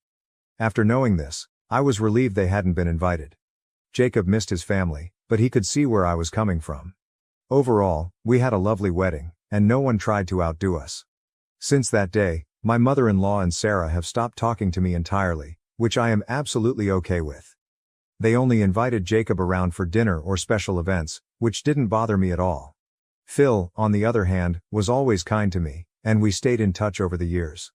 Jacob and I painstakingly saved money and finally purchased a new home this year. It was our first home, and we were overjoyed to own something so meaningful. Jacob's parents and Sarah did come to visit for a modest housewarming celebration, but I went to see my parents and spent time with my family instead. Now, to the major point, my mother-in-law contacted me unexpectedly last month. This was really surprising because Mom and I hadn't spoken since the day I married Jacob. Surprisingly, she casually inquired about my well-being and life circumstances. I was taken aback by her unexpected interest, but I responded pleasantly. Then she questioned how it felt to live in such a spacious house with only Jacob and myself. Her remark stung since Jacob and I had been trying to conceive for a long time but were unable to do so owing to infertility concerns. Jacob and I had mourned the thought of never having children, but we gradually accepted it. When I first got the news, I informed Jacob that if he wanted to marry someone else and have children, he could divorce me. But Jacob had always stayed by me, assuring me that it was fine to be childless as long as we had each other. Our families were aware of this, so my mother-in-law's comment was very painful. She then told me Sarah was pregnant again. I was astonished because this would be her 6th child. Jacob had told me how her husband was unemployed and did not believe in using contraception, which resulted in these accidental pregnancies. Sarah's boyfriend was the embodiment of laziness, doing nothing around the house to aid her or the kids. I've heard from Jacob that he treats Sarah like a personal maid. He never pays any bills in the house. Sarah works many part-time jobs, while he spends the entire day gaming. Regardless of how much everyone has talked to her, Sarah never breaks up with him. My mother-in-law then went on to add that because Sarah could no longer afford to work during her pregnancy, she thought Jacob and I should give up our apartment because it was too big for a childless couple like us. I was caught aback by her demand and struggled to find words. I inquired whether she was joking, but my mother-in-law responded that she was serious, that Sarah and her husband deserved to live in a larger house. However, because she did not have enough space in her own home to accommodate them, she invited them to come in with us. The weight of her news weighed in the air as I fought to keep my composure in the midst of the emotional storm. I emphasized to her that this was our house, which we were still paying for, and the idea of someone else moving in without our permission was intrusive and ludicrous. However, my mother-in-law said that she had already spoken with Jacob, who had allegedly consented to this. This was strange because Jacob and I were always open with each other, and I knew he would have told me if he had agreed to let his sister and her family stay with us. I firmly told my mother-in-law that because the house belonged to both me and Jacob, he couldn't grant permission without my agreement. No one was allowed to reside here unless both of us agreed. To reach a solution, I told her that I would be pleased to accommodate Sarah and her husband for a few days if they wished, but that they could not stay permanently. My mother-in-law, on the other hand, began yelling, arguing that as a responsible daughter-in-law, I was required to make room for Sarah and her husband. She also assured me that if I complied with her demands, all previous troubles would be forgiven. In rage, I cynically said, "Sure, I'll be pleased to let them take our place. But you see, we're still paying for it, and I'm confident that if Sarah and her husband move in, they will not assist with the mortgage or bills. So how about you take some responsibility and contribute to their living expenses? I'd be grateful if you could just cover the mortgage, and we'll manage the rest. Of course, with only one job, you'll definitely need a second one to cover the home payments. Please let me know when you intend to get that second job." Hearing this, my mother-in-law exploded in wrath, shouting and voicing her dissatisfaction. She said it was crazy of me to want her to pay the mortgage, and I responded that it was equally ridiculous for her to expect us to care for Sarah's family and allow them to move in. This infuriated her even more, and she continued to yell, while I smiled with satisfaction. She eventually disconnected the call when she saw I wouldn't give in to her demands. Soon after, Sarah called and yelled at me for daring to ask her mother to pay our mortgage. She went on to add that she had always known I was a gold digger. I informed her that she was the gold digger, attempting to live with us without contributing. I added that if she wanted to know who the true gold digger was, she could look at her own partner, who did nothing to assist her. This appeared to silence her.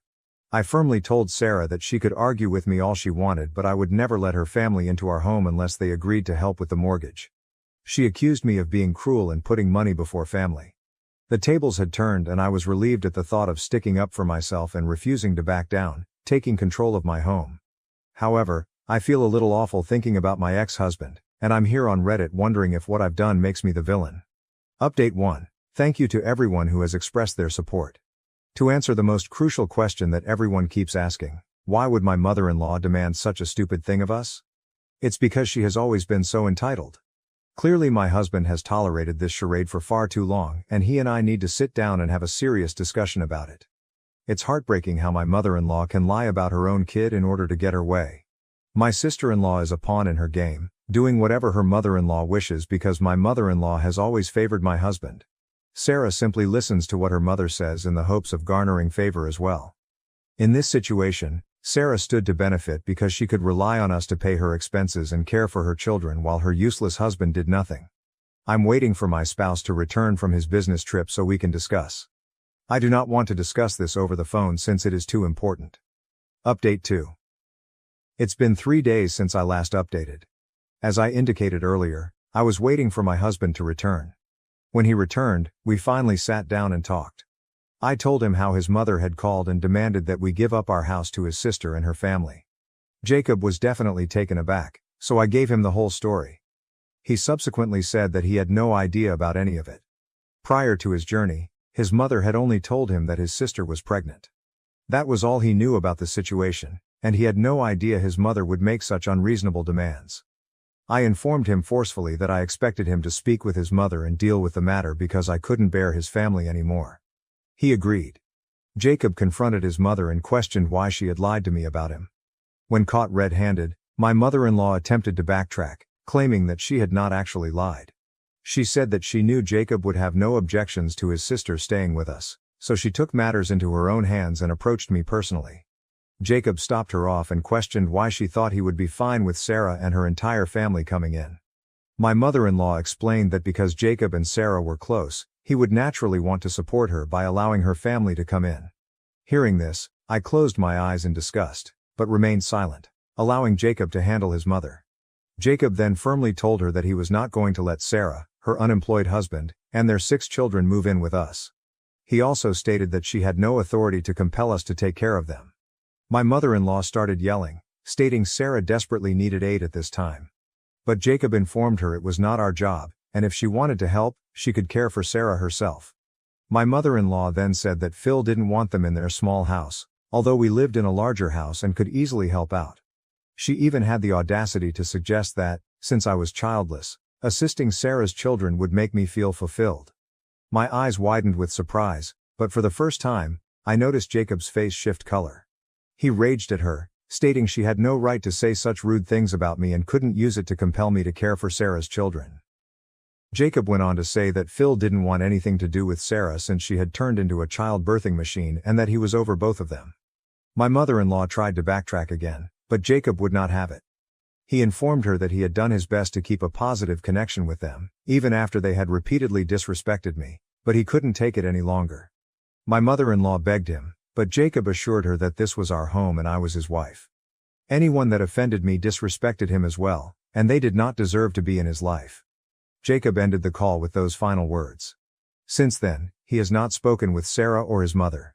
Phil summoned Jacob to speak, and after hearing the entire story, he understood why Jacob had made such a severe move. Phil apologized to me on behalf of his wife, but I informed him that it was not his responsibility. Update 3. It has been an interesting 2 weeks.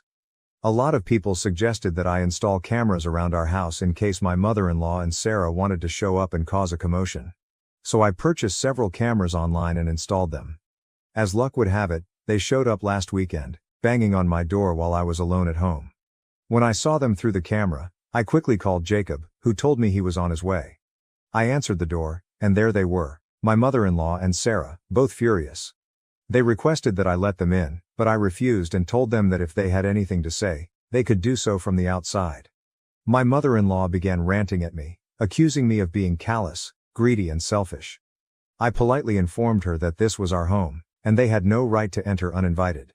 She continued her tirade, unknowing that the cameras were recording every moment. I reminded her of our prior chat, emphasizing that I would not give up our house for Sarah and her family, and that if she had anything else to say, she could wait for Jacob's return. Sarah then began yelling, accusing me of breaking up the family for no reason, being a gold digger and attempting to take her brother away from them. I informed them that everything they said was being recorded and that I would use the footage to obtain a restraining order if necessary.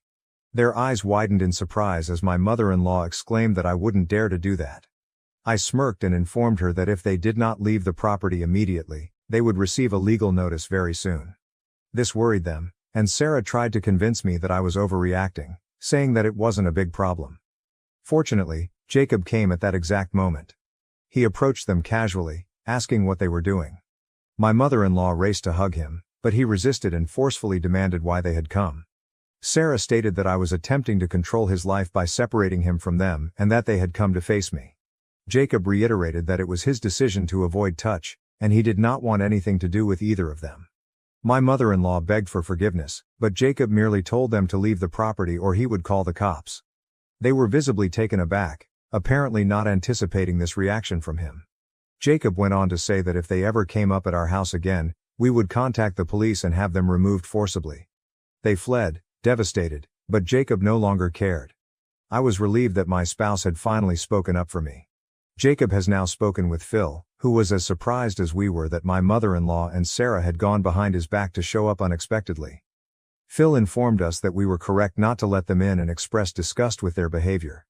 With Jacob being so stern about kicking them out, I doubt they'll dare to return to our property. If they do, I will contact a lawyer right away. I am relieved that my husband has finally learned how toxic his family is, and I hope this is my final update. I'm ready to move on from this circumstance and continue our lives peacefully.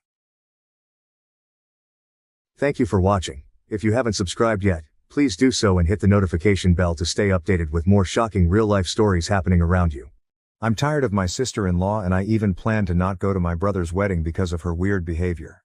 My 27Y brother, 25Y, is marrying Lena, 24Y. She doesn't have a family, so my family tried to make her feel really included. I liked her the few times I saw her until she started to get weird. I live 5 hours away from my family because I worked as Rita's 98F personal nurse, so I lived with her, and I'm studying another degree, so I don't really have too much free time.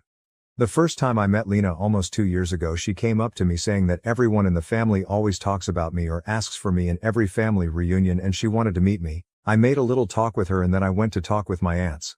The rest of the night, whenever I was talking to a member of my family, Lena would get into the conversation even if it was private. I assumed she was trying to fit in and include herself, so I included her in the conversations even though I found it uncomfortable. After that, she included herself all the time in any conversation I was having with anyone at any family gathering, but I would include her in the conversations. The problem started when they announced their engagement. They were going to announce it at a party, but before they announced it I had to leave the place urgently because Rita had fallen out of the bathtub. My brother understood the urgency and he took me to a room, just the two of us, to still tell me the news of his engagement before I leave. I congratulated and hugged him, but Lena ruined our moment because she complained, saying that the firstborn of the family, me, must be there, but I just ignored her and my brother explained her that I had to leave.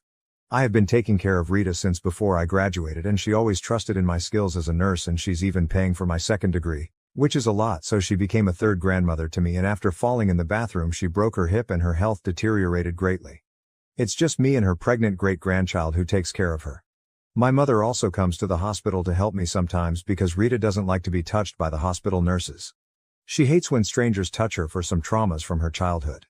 A few months ago Lena went out with the women of the family to try on wedding dresses, and one of my cousins told me that Lena kept complaining because I didn't go with them. Rita was sick and I was taking care of her. Lena knew that.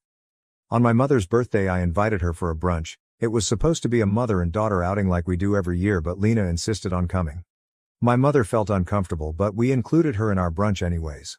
I can tell a lot of situations like that where Lena pushed herself too hard to get close to me even if I was always kind with her. She even had an argument with a cousin because of that. I reached my limit yesterday. Rita passed away 3 days ago, and not only am I really sad but also my parents and brother, since everyone knew her and she was a great woman.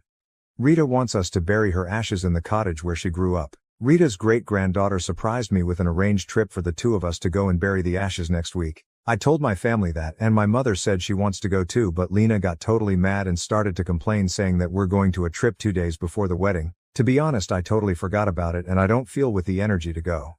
My mother explained that we will only go to bury the ashes and come back literally the night before the wedding day and that everything is actually ready. Lena continued complaining and I snapped when she told me that I care more about an old lady who wasn't my family and that I should care a lot more about her since she'll be my real family, my brother's wife and my nieces and nephew's mother, and the dead woman wasn't even my blood. I told Lena that Rita was like family to me and that she's not even a friend to me, that she's not relevant in my life, and if it wasn't for my brother I wouldn't even try to get along with her. Maybe I was mean, but I was sad and angry. I left the place while Lena was trying to argue with me and she started to cry, saying that she only wanted to be family for me. I always wanted to make her feel included, but she crossed my boundaries and doesn't have empathy at all. She didn't even give me condolences when Rita passed away and kept talking about the wedding all day while I made calls to take care of the funeral. Now I'm thinking that I don't even want to go to the wedding. I love my brother and he even chose my bridesmaid dress, but I feel too bad to go, and I'm even thinking of cutting off contact with Lena because her behavior is too weird and dense. I'm just sad and I want to cry all day because I lost the woman I considered my guide for 5 years for her wisdom, and I feel guilty for not wanting to go to my brother's wedding and make him feel sad, but I just don't want to deal with Lena anymore because next time I see her I know I will surely fight with her if she makes another comment like that. Relevant comments. Comment 1. If Lena knew what having healthy relationships looked like and should have talked with OP privately on why OP wasn't invested into having family times OP. She already had an argument with one of my cousins who tried to explain to her that I have a busy life and I can't go out too often to my parents' house, but Lena just complained that I don't care about the family and started to talk ill about me to wish my cousin got angry with her. Also, my mother, who never liked physical contact, asked Lena to please not hug her so much because it makes her uncomfortable. Not even her children hug her because she gets tense, but Lena just doesn't listen and keeps hugging her, making my mother feel anxious. We all have a lot of patience with her and we understand that she never had a family, but there comes a point when patience runs out. She doesn't even listen to my brother, and I can't live because of her. Her behavior not only distances her from me but also from the rest of the family, and we no longer find a way to set a limit and have her understand that there are things that make us feel uncomfortable. We're all really gentle with her. I was too gentle with her, but she just thinks about herself at this point. Comment 2. Is it possible that she has odd notions about what it means to be a good SIL? If she didn't have a family, it's possible she picked up ideas from fiction, and depending on the author, fictional relationships can be downright odd. Ask her if she thinks she's being polite by inserting herself into private conversations, trying to be part of every single thing, etc. She may be doing her damnedest to be good to you and is being damned for it. But also, she needs her framework of what is appropriate adjusted by you setting boundaries of what makes for a good relationship. She might even welcome explicit descriptions of what a healthy relationship looks like. OP. I think she has a weird vision of what a family should be, although what confuses me is that while she tries to force a good relationship with me, she doesn't mind talking badly about me behind my back, so I don't really understand what she really wants. She always emphasizes that I'm the firstborn, so I should be in all the family stuff because it's my responsibility, and I have no idea where she got that idea or concept from. At first I thought that she wants a family like the ones in the movies, but her behavior becomes hostile to me behind my back, and I don't know if she does that to other family members as well, because the only person who tried to explain the boundaries in a serious way was my cousin, and they ended up having a strong argument because Lena is too stubborn, so I don't understand what she wants and I'm just tired. Update. First of all, I'm grateful to those who gave me good advice even though others left weird comments and hadn't even read the post before leaving a comment. I want to clarify again that I always tried to make Lena feel welcome and I always understood that she never had a family, but do I deserve to be treated without empathy? Why should I overflow with empathy for her when she never showed empathy for me? I'm grieving and can't even have peace right now because of her.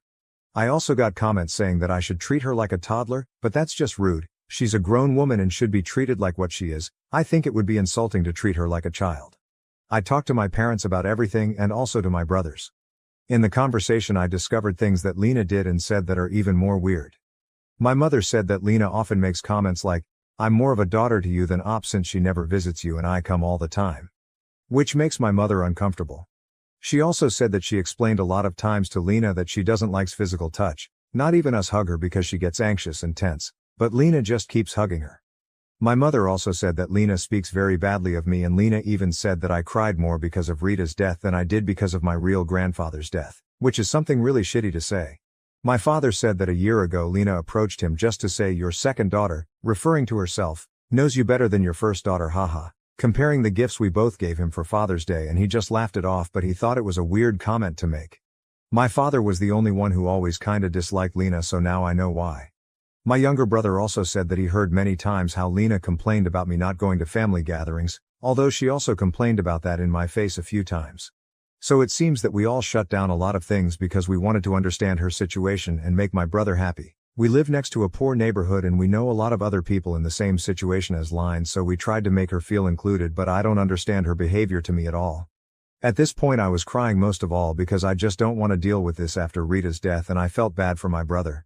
My brother hugged me and said he's sorry and started to tear up, saying that it's difficult for him to deal with Lena's behavior too. He told me that Lena was always making hateful comments towards Rita. She never met Rita, and all of us in the family are sad about her departure because she was a great woman, the kindest woman who ever lived, so it's really sick that she hates an old woman who's dead.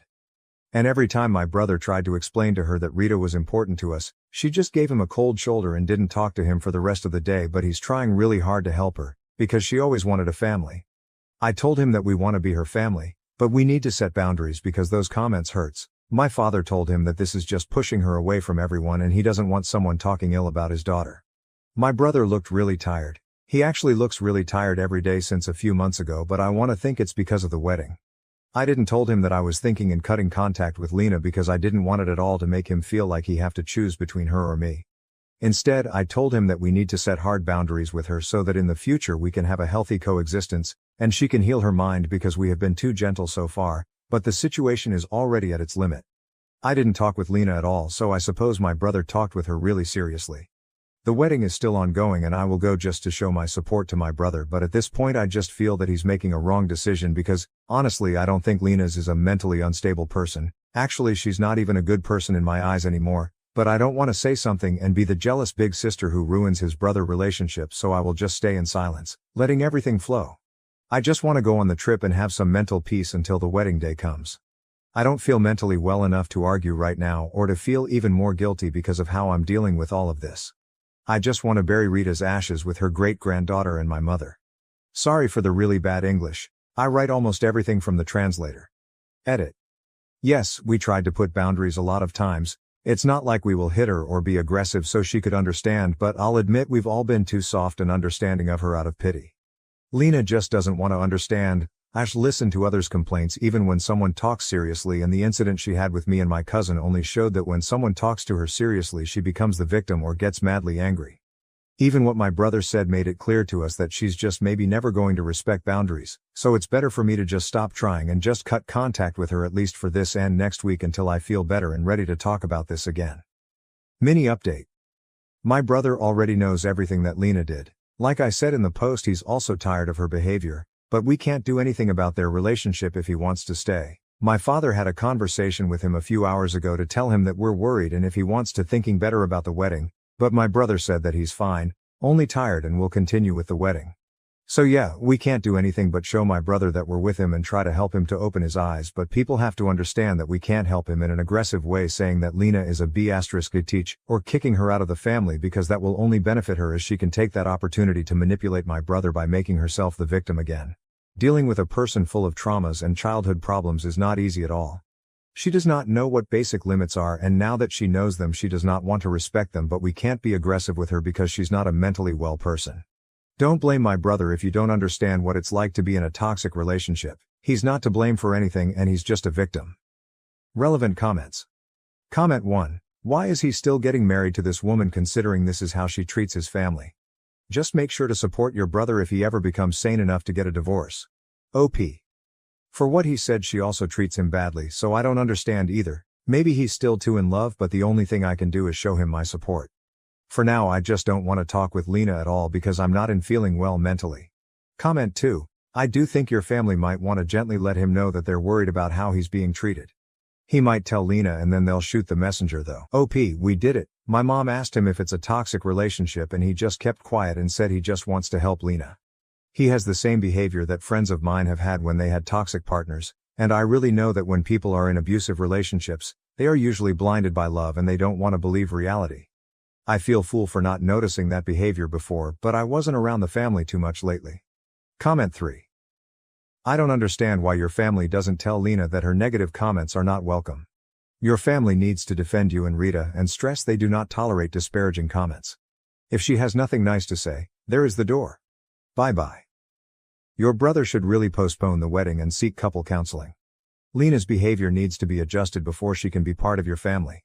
Right now nobody likes her.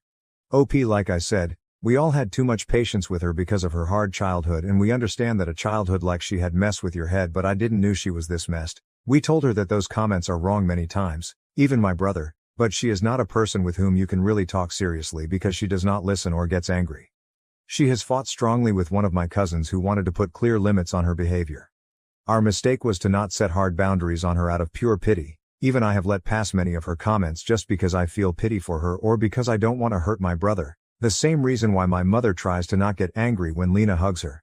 Comment 4. OP, your family has played nice for the sake of your brother, I get that.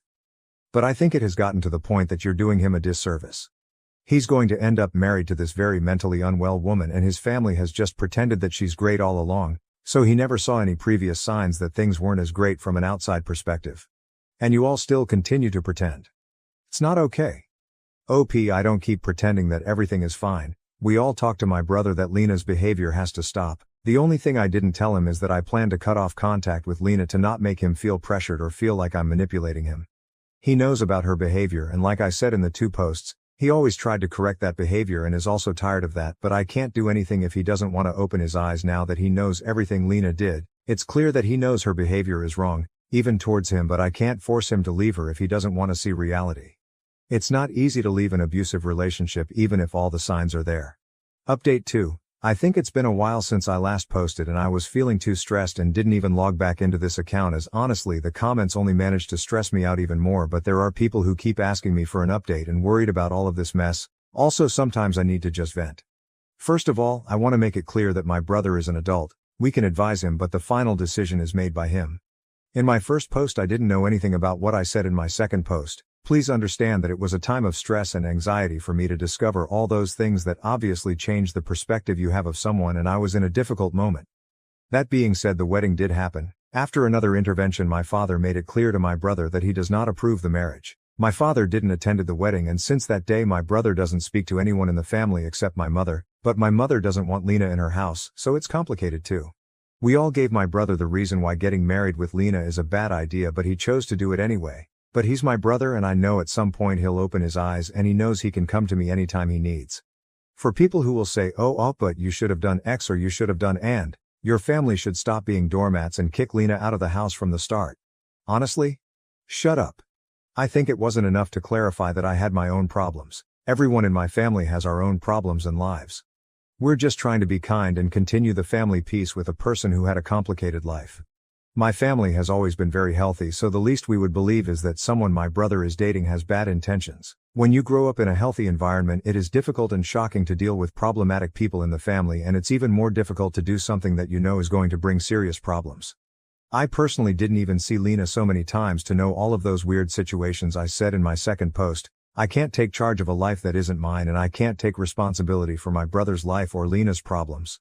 To reassure everyone, Lena doesn't think about me stealing my identity or anything like that. She's weird but not dangerous, although what my father told me is strange anyway. My brother confessed to my father that Lena feels like my relationship with my brother is weird and she feels jealous of me because I'm his favorite person. My brother and I usually lie in the same bed to watch TV, play video games, and he usually hugs me, but it's something I do even with my other brother, but she thinks that's weird. I don't think that's weird at all, and I know many people who is close with their siblings in that way. My brother confessed that he and Lena tend to have a lot of arguments about it, another thing he hid, since Lena gets jealous when he spends time alone with me, but that Lena doesn't understand how siblings treat each other, but at the same time she also wants to be close to me. According to my brother, she wants to be very close to me, and that's why she doesn't know what comments to make near me and my family. I don't believe him. My father argued with him about it, and he expressed to my brother that he doesn't plan to go to the wedding. I didn't go either and just decided to stay more days away grieving for Rita, so I don't know how it went because my mother avoided the wedding topic. I didn't ask, and I have been living in Rita's house for now. Sorry if this is not the update people wanted, but yeah, that's it.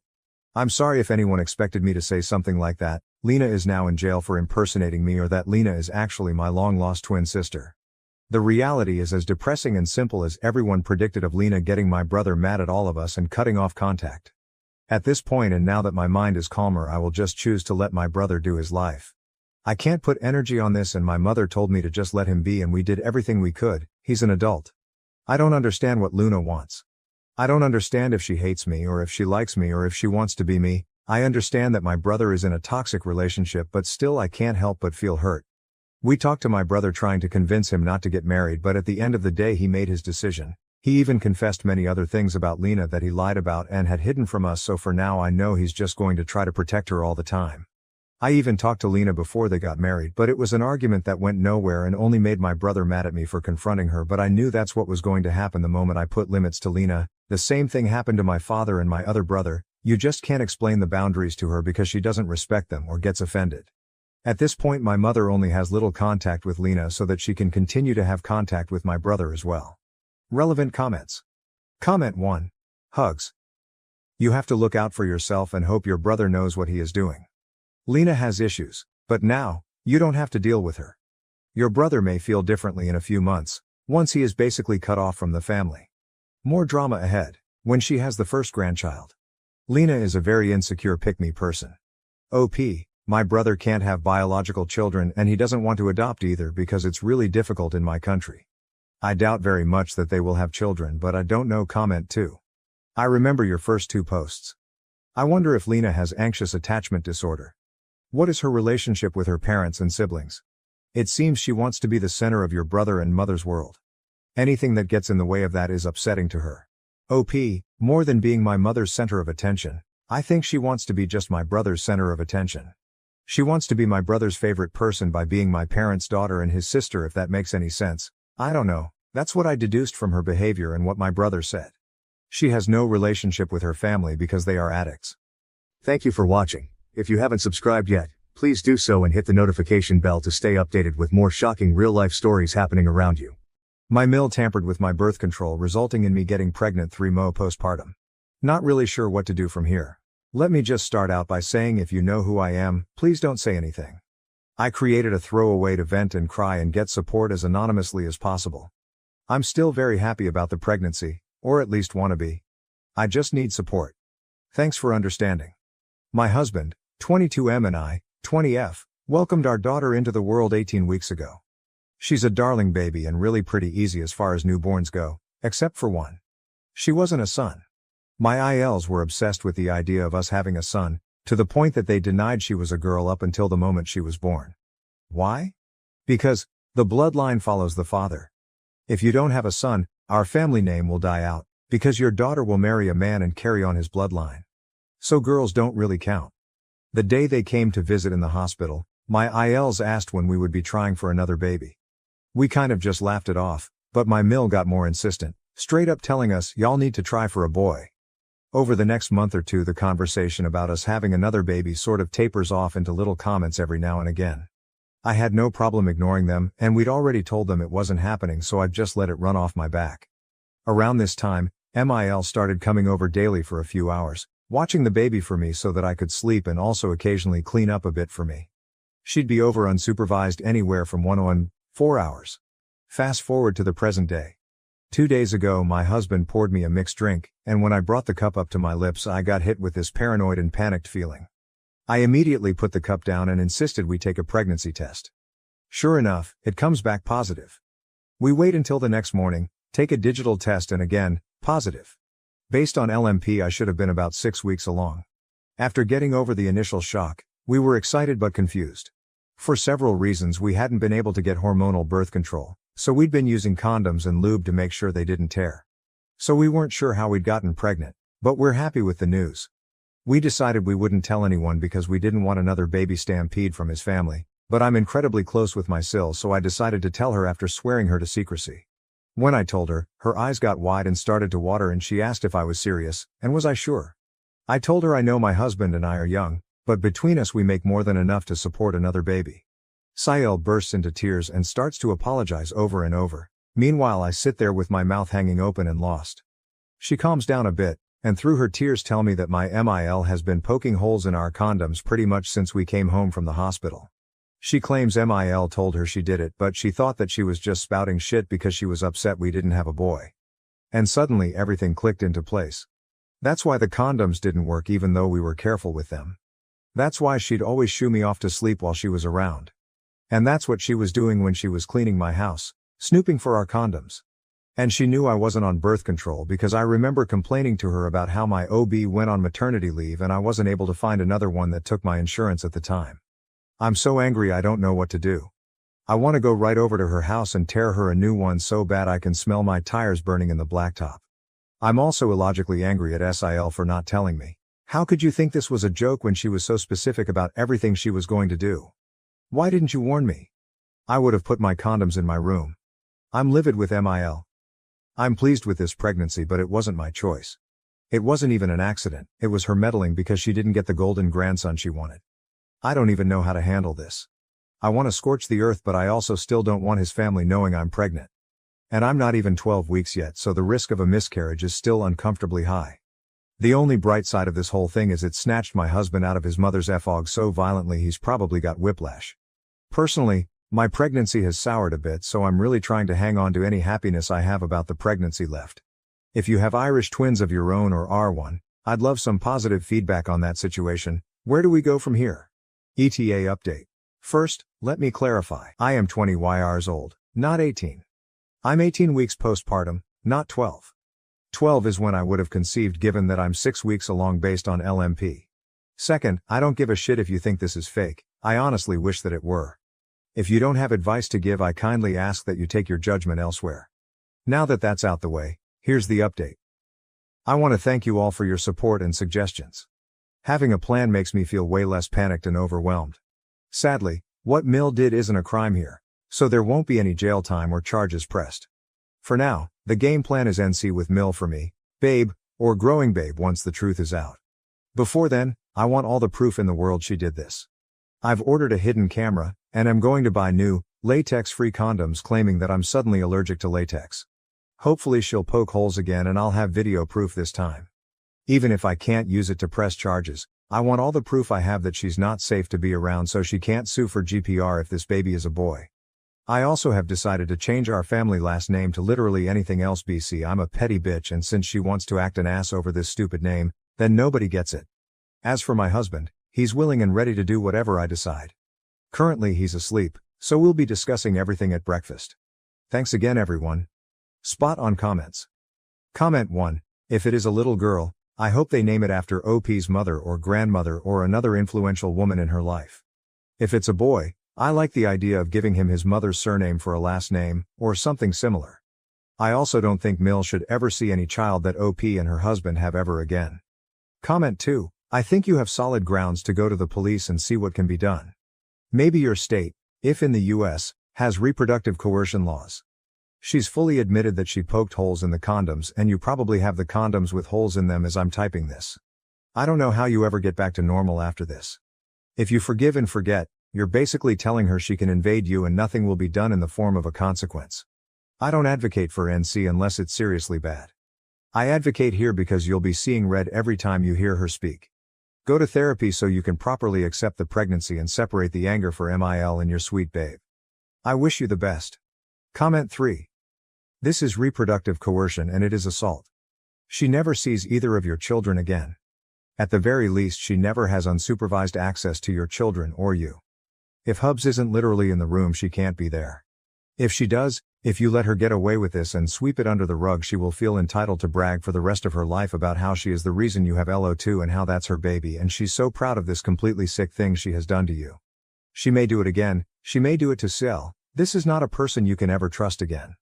LO1 will always hear about how she wasn't good enough because she was a girl, so Mill did this to you and now you have LO2, and isn't that so wonderful?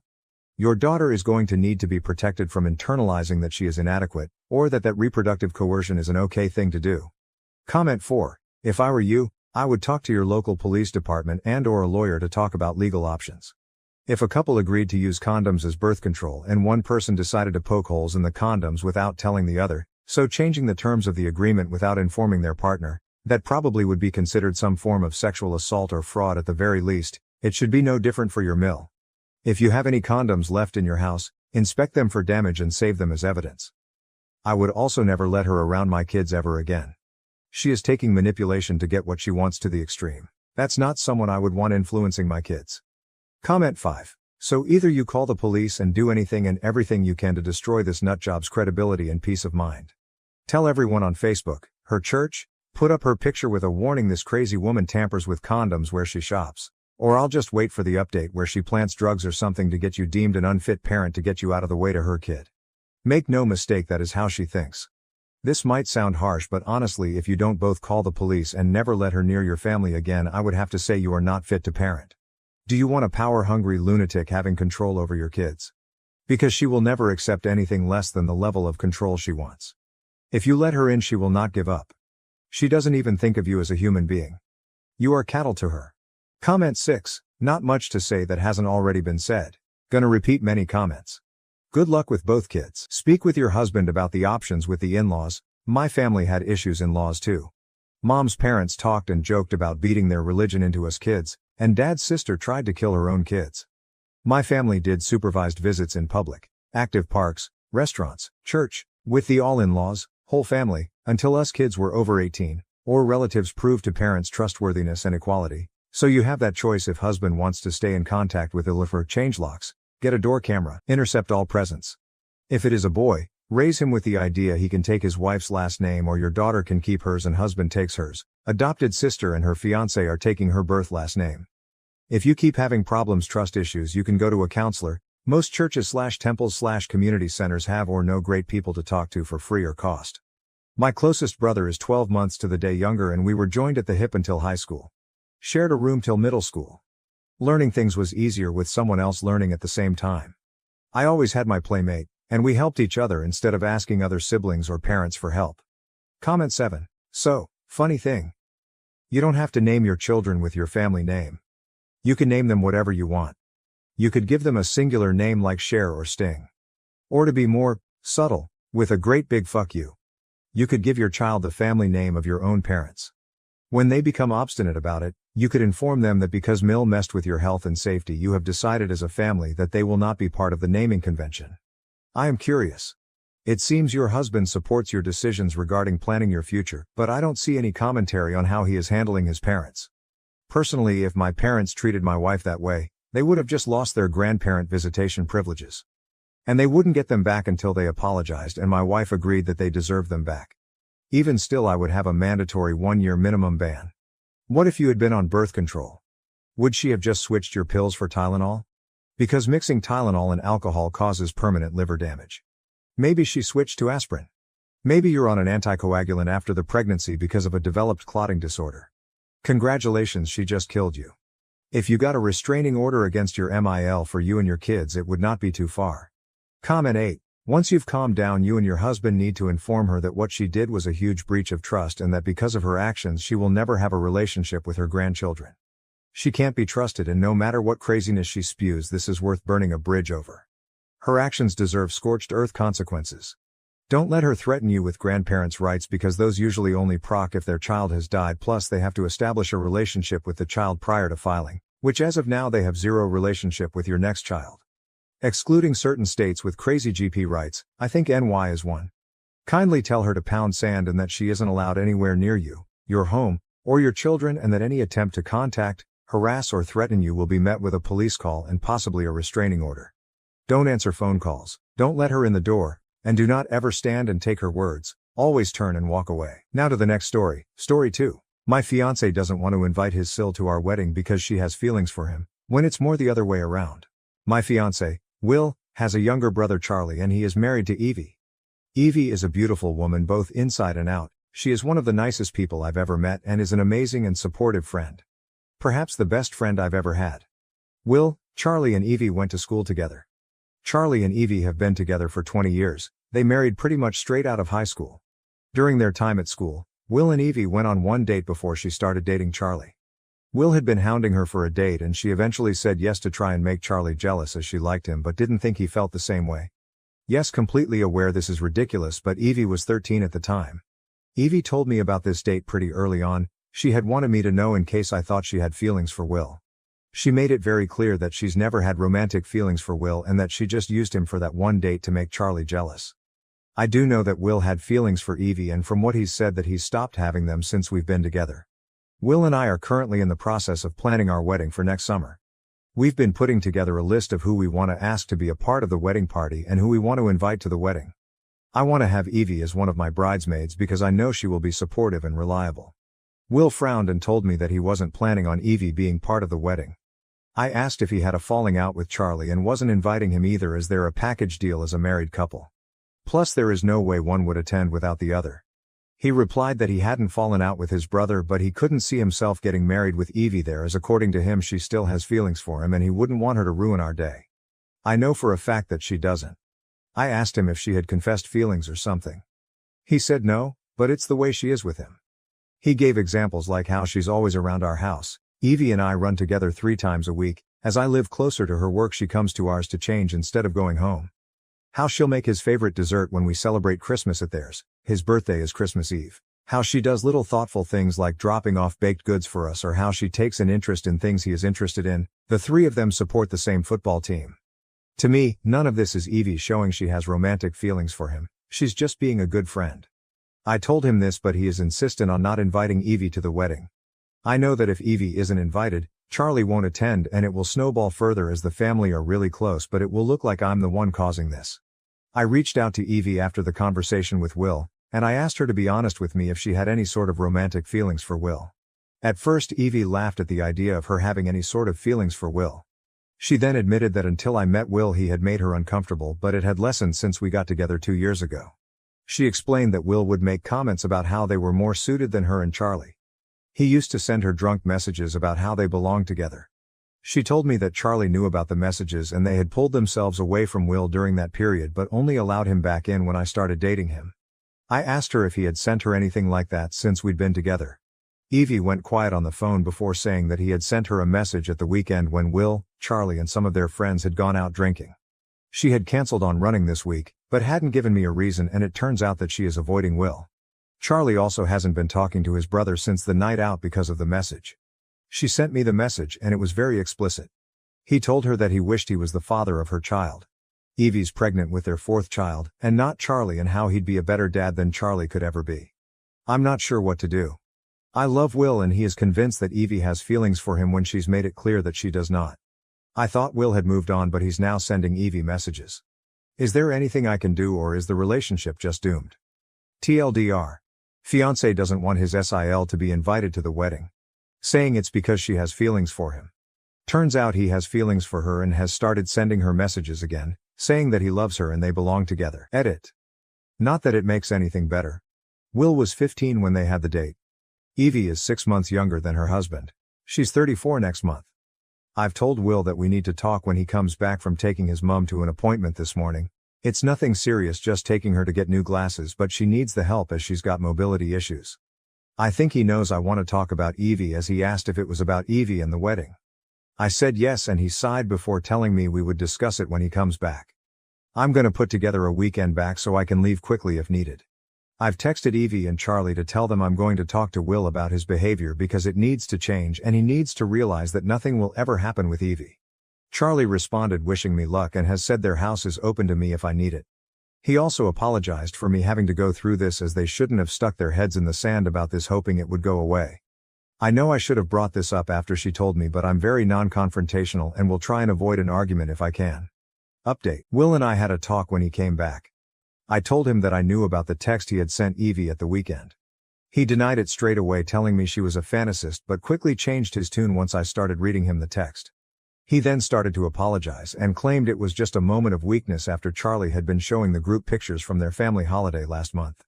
One of them had made a comment about Evie being out of Charlie's league, which reminded Will that he had lost his chance with Evie all those years ago. He then sent her the text. I asked him how he would feel if it had been Charlie harassing his partner, and he just lowered his head and said he would be upset but that Charlie didn't deserve Evie. I told him that Evie wasn't an object to be given to whoever is deemed worthy of her and that she chose Charlie and that should have been enough for him. The fact there is someone out there who loves Charlie for who he is and makes his brother happy should be enough. Will told me that he was jealous of Charlie as he has everything he wanted and it wasn't fair because he's the eldest. Charlie did better than Will in school. He was better at sports.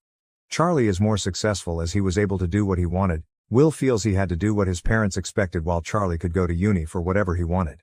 Seeing Evie with Charlie is a reminder that Charlie has everything he wants. I asked Will if Evie was single and interested in him, would he leave me? Will refused to answer the question, but it was all I needed to hear. I told Will that I was going to stay elsewhere for a couple days while I figure out where I will go because we are over. I don't want to stay living with someone who doesn't care about me. When I went to go and get the bag I packed, Will asked me if he could have the ring back as it is a family heirloom. It belonged to his gran and was intended for whoever got married first, but when Charlie asked for it, Will apparently threw a massive tantrum over it, saying that it should be his as he is the eldest, so their mum said Charlie couldn't have it. I told him no, it was going to the person who it was meant to go to, Evie. I'm now at Charlie and Evie's for a couple days while I figure out getting a new place to stay or if I will move closer to my family. I work for myself, so that makes things easier. Charlie and Evie have decided they will be going LC with Will. They'd go NC, but it will cause drama with the family and neither want that, especially Evie. Will called Charlie asking if I was with them, but Charlie told Will that he had no idea where I was. Charlie then proceeds to tell Will that they are going LC with him because of the way Will has been towards Evie and that he is now doing what he should have done years ago in protecting Evie. Evie has apologized several times as she feels she's the reason my relationship has ended, but I have reassured her that the only person at fault here is Will and I do not blame her for anything. If anything, she is a victim in all of this too. I've given her the ring, but she has said that I should give it back to Mil as she doesn't want it. I wish I had seen Will's behavior before it got this far, but I was blinded by love. Looking back, I can see there were red flags that I just decided to ignore. Spot on comment. Comment 1. Your fiancé is obsessed over another woman to the point he outright told her he wished he was the father of her children and you don't want to say anything because it may start a fight. OP, you're his placeholder. If Evie did not have a husband or they divorced, he would go for her. This relationship is doomed. Comment 2. Why would you marry someone who is in love with someone else? You are the backup plan. If he ever sees that he has a chance with his SIL, he will drop you faster than a hot-baked potato. Do you really want this man to be father to your children when he would rather Evie be the mother? Comment 3. Girl, you have two choices, each have consequences. Just know from now on whatever happens it's on you. He's going to lie and say it's not true and he loves you, but you know and we all know you're a placeholder. Option 1. You marry him knowing he loves someone else. You resent him and resent Evie because she has something you don't have that he likes. He would leave you in a heartbeat if he had a chance with Evie. You could even have good years with him and get pregnant, but know that he would leave you at any point for Evie. Option 2. You leave him and put yourself first. And later in life you are grateful you didn't settle for him in second choice. Either way, your future is yours. You can't blame him in 10 or 15 years why he doesn't love you because you knowingly chose to get married with him, or you can make the hard choice and pick yourself. Comment 4. Please don't marry him. You deserve to be the first choice. You're not with him. That text message is a huge sign to leave him. I'm so sorry, but I really don't think you can come back from this. He's living a fantasy, a lie, and you deserve so much better. Please sit down with him and ask him to explain that text. For me, I'd be out, but if you're determined to make this work, he needs therapy and you should distance yourself from Evie and Charles to see if that helps. But really, I would break up.